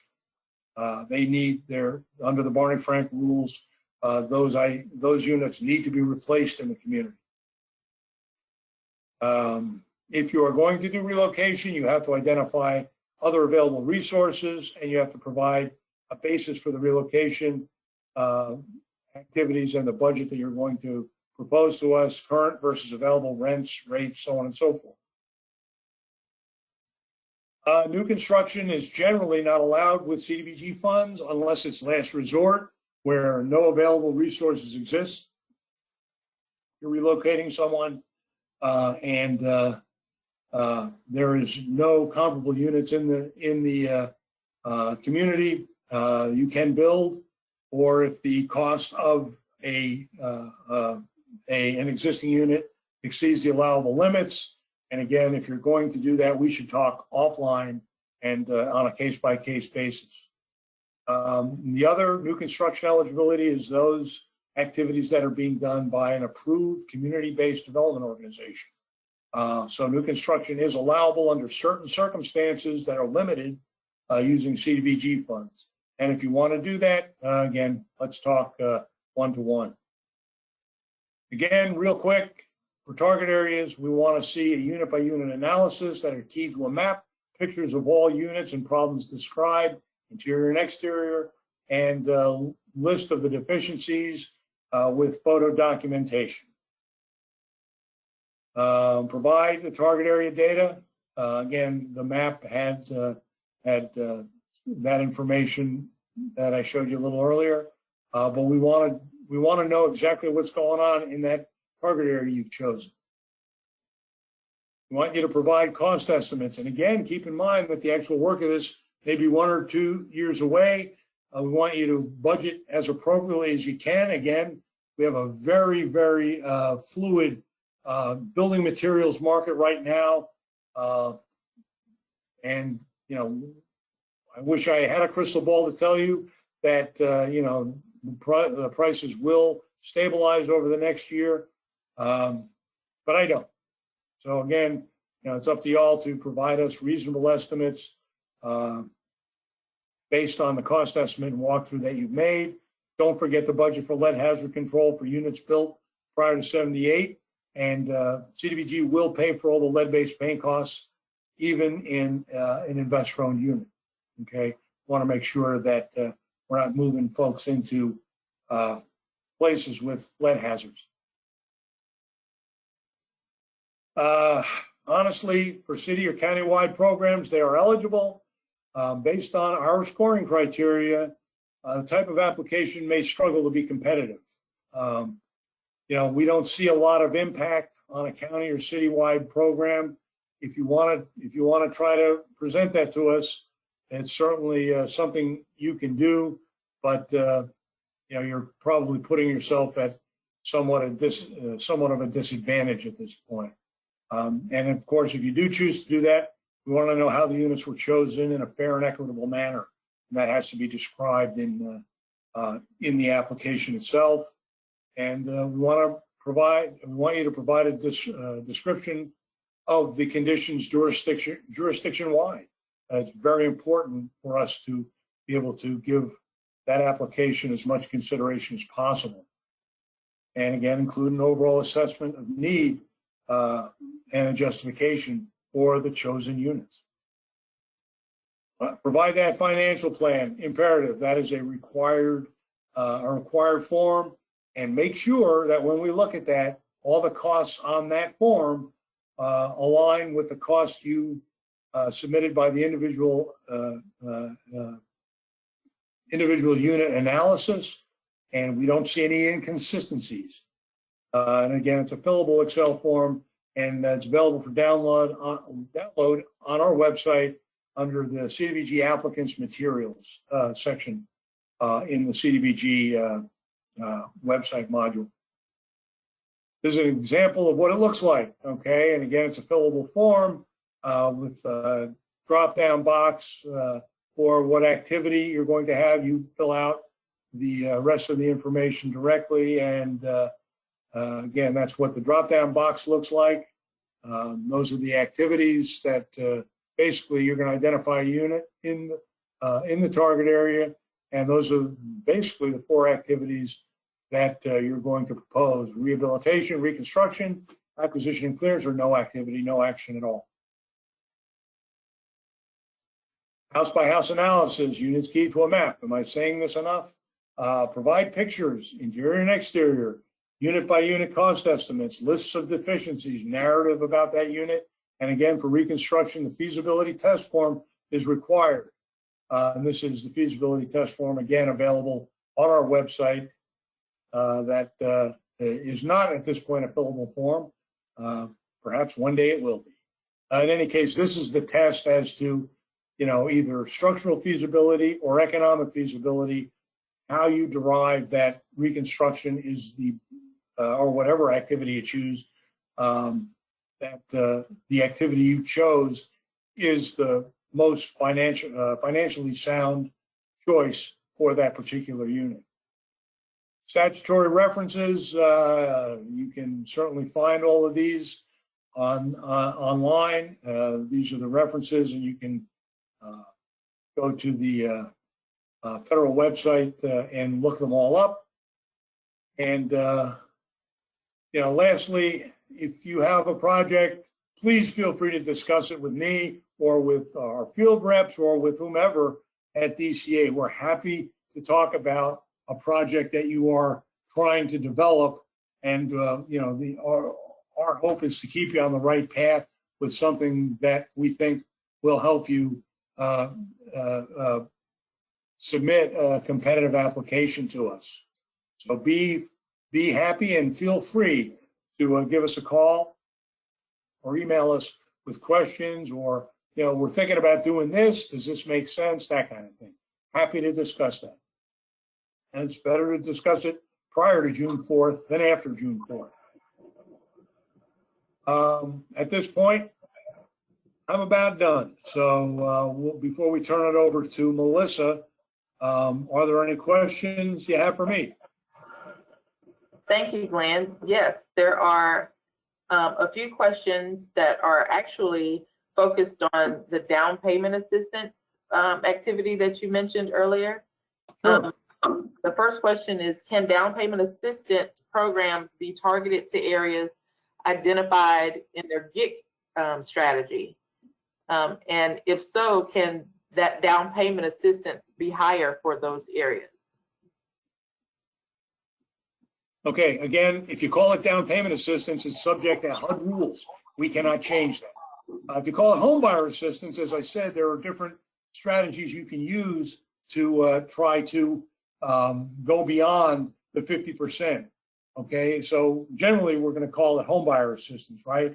And that way we can provide a realistic method to make a unit like that affordable. And certainly we'd be happy to entertain a project that is in conjunction with GIC to try to kind of mesh the two programs and make them work. Again, subject to the competitiveness aspect of all the CDBG applications that we're going to get. But I would have that person or those people contact me directly to talk more about that. Okay. To try to be successful. That's a great question. Right. Thank you. And there are a couple of follow-up questions to the down payment assistance. Can it be combined with Georgia Dream? And can down payment assistance prefer fixed rate rehab loans over other types of financing? Under CDBG, we would have no problem combining that with Georgia Dream. You would have to go to Georgia Dream and ask them if they would have any issues combining that. And I'm sorry, the second part of that question, I'm a little unclear. Can down payment assistance prefer, and that's in quotes, fixed rate rehab loans over other types of financing? So perhaps this is a question that I'll direct the asker to contact you directly. That would be good, because I don't understand the question. I apologize. No worries. Thank you so much, Glenn. As always, your presentations are always very informative and include lots of information that should be helpful to our applicants. So I appreciate you.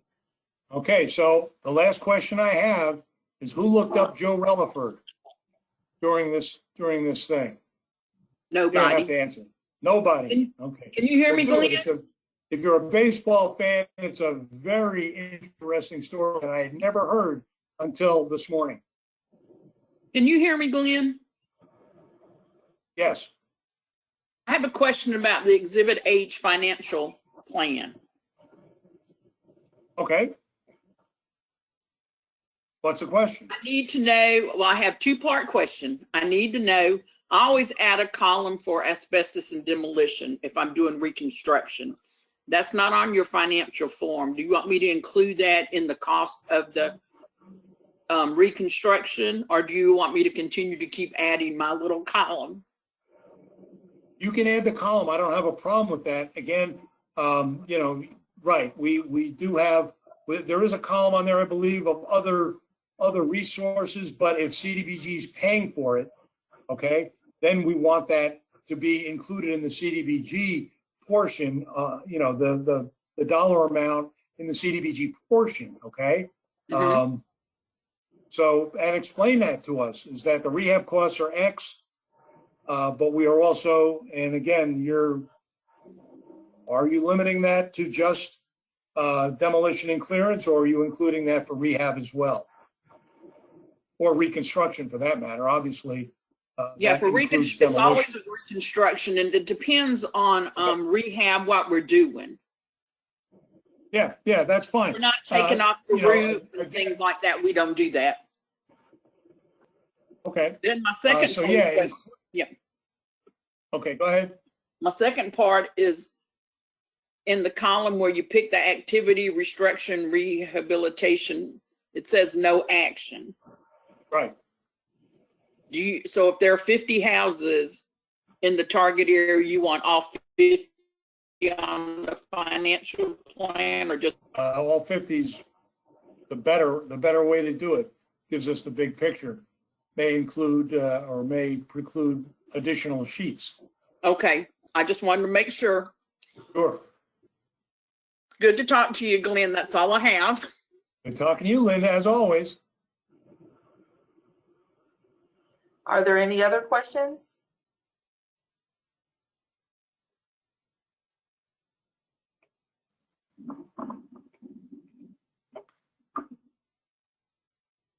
All right, seeing none, we All will right. Well, thank proceed. you all.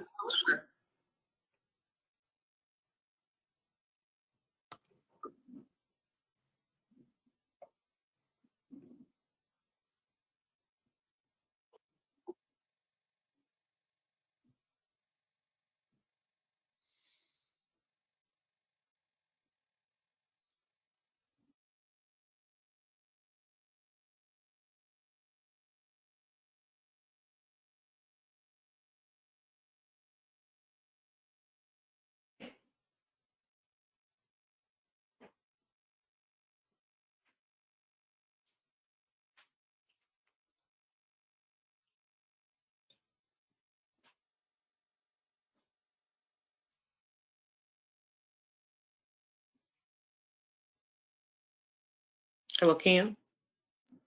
Yes, Are you ready for me to move forward? yes, you may move forward. Okay, thanks. You're welcome. Well, good morning, everyone. Again, I'm Melissa Thompson, CDBG Field Rep, and I'll take a few minutes to cover some additional information you should consider when completing your application, with an emphasis on two categories, need and impact. And I'll also highlight some other important details. So when applying for neighborhood revitalization housing, you want to make sure that your application proposes owner-occupied homes which are in need of rehabilitation in order to bring the homes up to decent, safe, and sanitary conditions.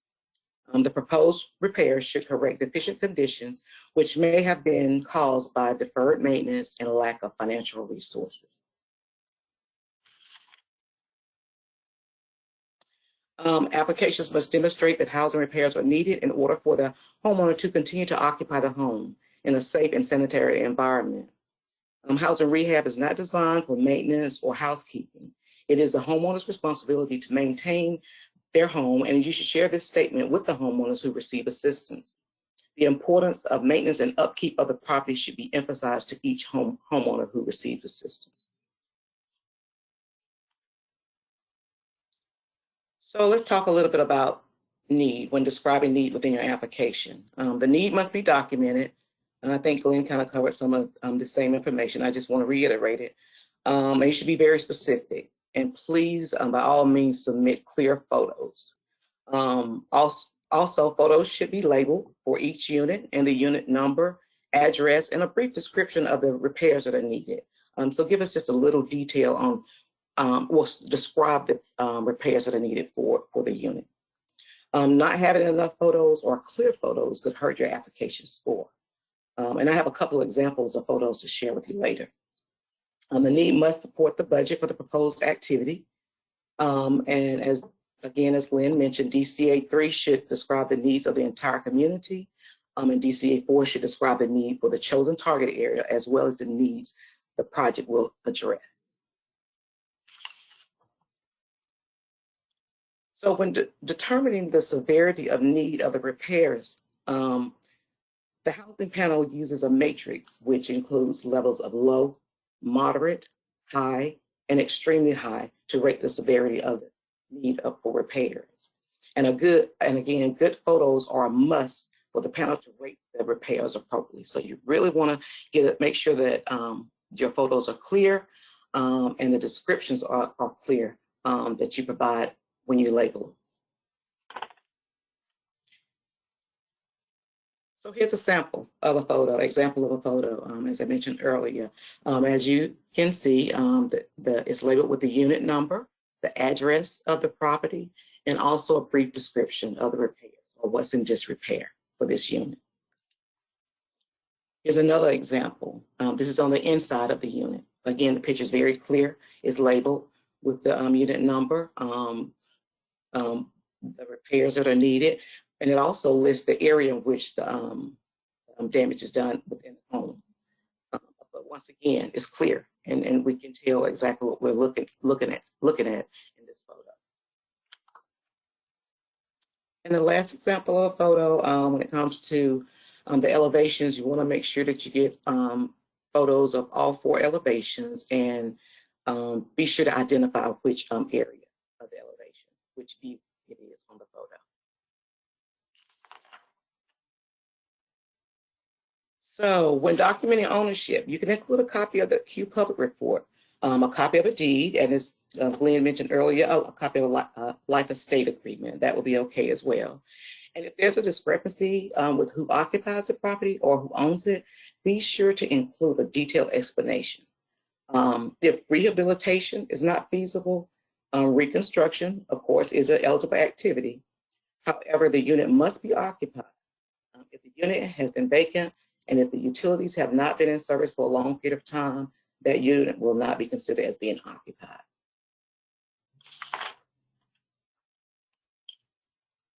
So for impact, you want to describe the effect a successful project will have on the target area and the entire community. 100% of the described need must be addressed with CDBG funds or other resources to gain maximum points. Other resources, strategies to address needs unmet by CDBG funds must be identified and documented in detail. You want to be very specific in explaining that to us. And a concentration of activity in a small target area as funding will allow is the ideal in order to achieve the maximum impact in the chosen targeted area. Again, with impact, as mentioned earlier, you want to be mindful of the cost per person, the percentage of need met.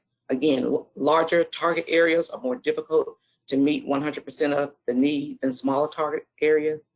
Phasing, if you're in a large area and phasing is going to take place, please explain and justify in detail how that's going to happen.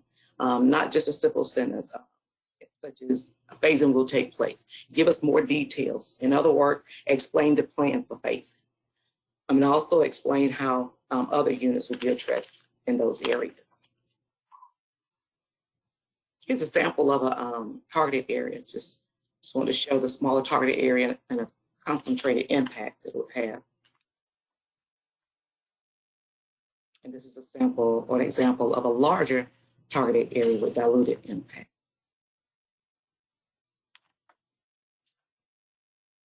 So I thought I'd point out some of the problems that we've encountered with some of the previous applications.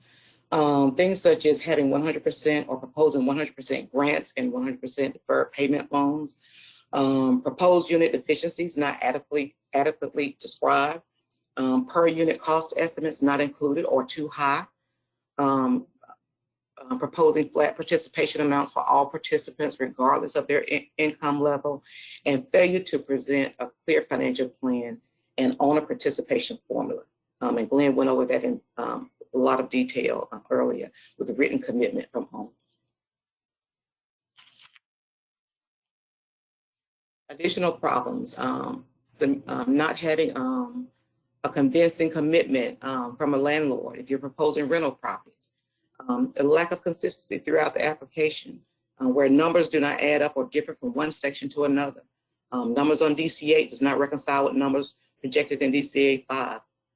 So once you start your application and begin including the number of units, the amount for your budget, and all the different calculations, take the time to go back, because it really can mess things up with the application when it comes to the budget, or just trying to figure out the cost per person. So it's just a real good idea to go back and just review from the beginning that all of your numbers are lining up and they match throughout the entire application. Failure to describe who will play key roles in the program administration, and failure to address lead hazard control for all units that were constructed before 1978. So just to highlight again, don't forget some things not to forget with the application. If rehab of a vacant unit or vacant units is proposed, provide a plausible explanation and the need for this activity. Don't forget to provide a clear and understandable owner participation formula that covers all circumstances. Provide those written commitment of funds from owners and address all described needs in your application. And I'll just reiterate this again as well. Include a house-by-house analysis. Units and key maps are very important. And I know by now myself and Glenn probably I sound like a broken record. Please provide clear photos of exterior and interior of the units that would be assisted that you're proposing to get funded. Don't forget to provide a cost estimate by unit, a list of deficiencies, and a feasibility test form for all reconstruction. And last, as Glenn mentioned, if you have a proposed project in mind, have questions, concerns, and just would like feedback, please feel free to contact us. That's all I have. Any questions? Thank you, Melissa. So far, I don't see any additional questions in the chat box. I will allow participants to unmute themselves and ask a question if needed.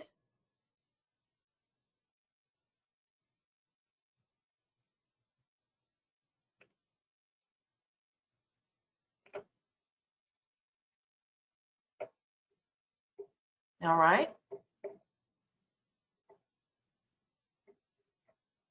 Not hearing any.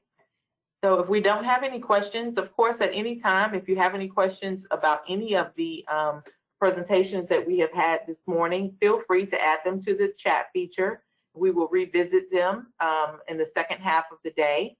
We will, as I mentioned, at the end of the day, we will also give you the opportunity to ask any general questions that may have arisen throughout the entire workshop. But hearing no questions, we will go ahead and break for lunch. We will reconvene at 1 p.m. where Glenn Misner will be our speaker, and he will discuss the Revitalization Area Strategies Program. And so until then, have a good lunch.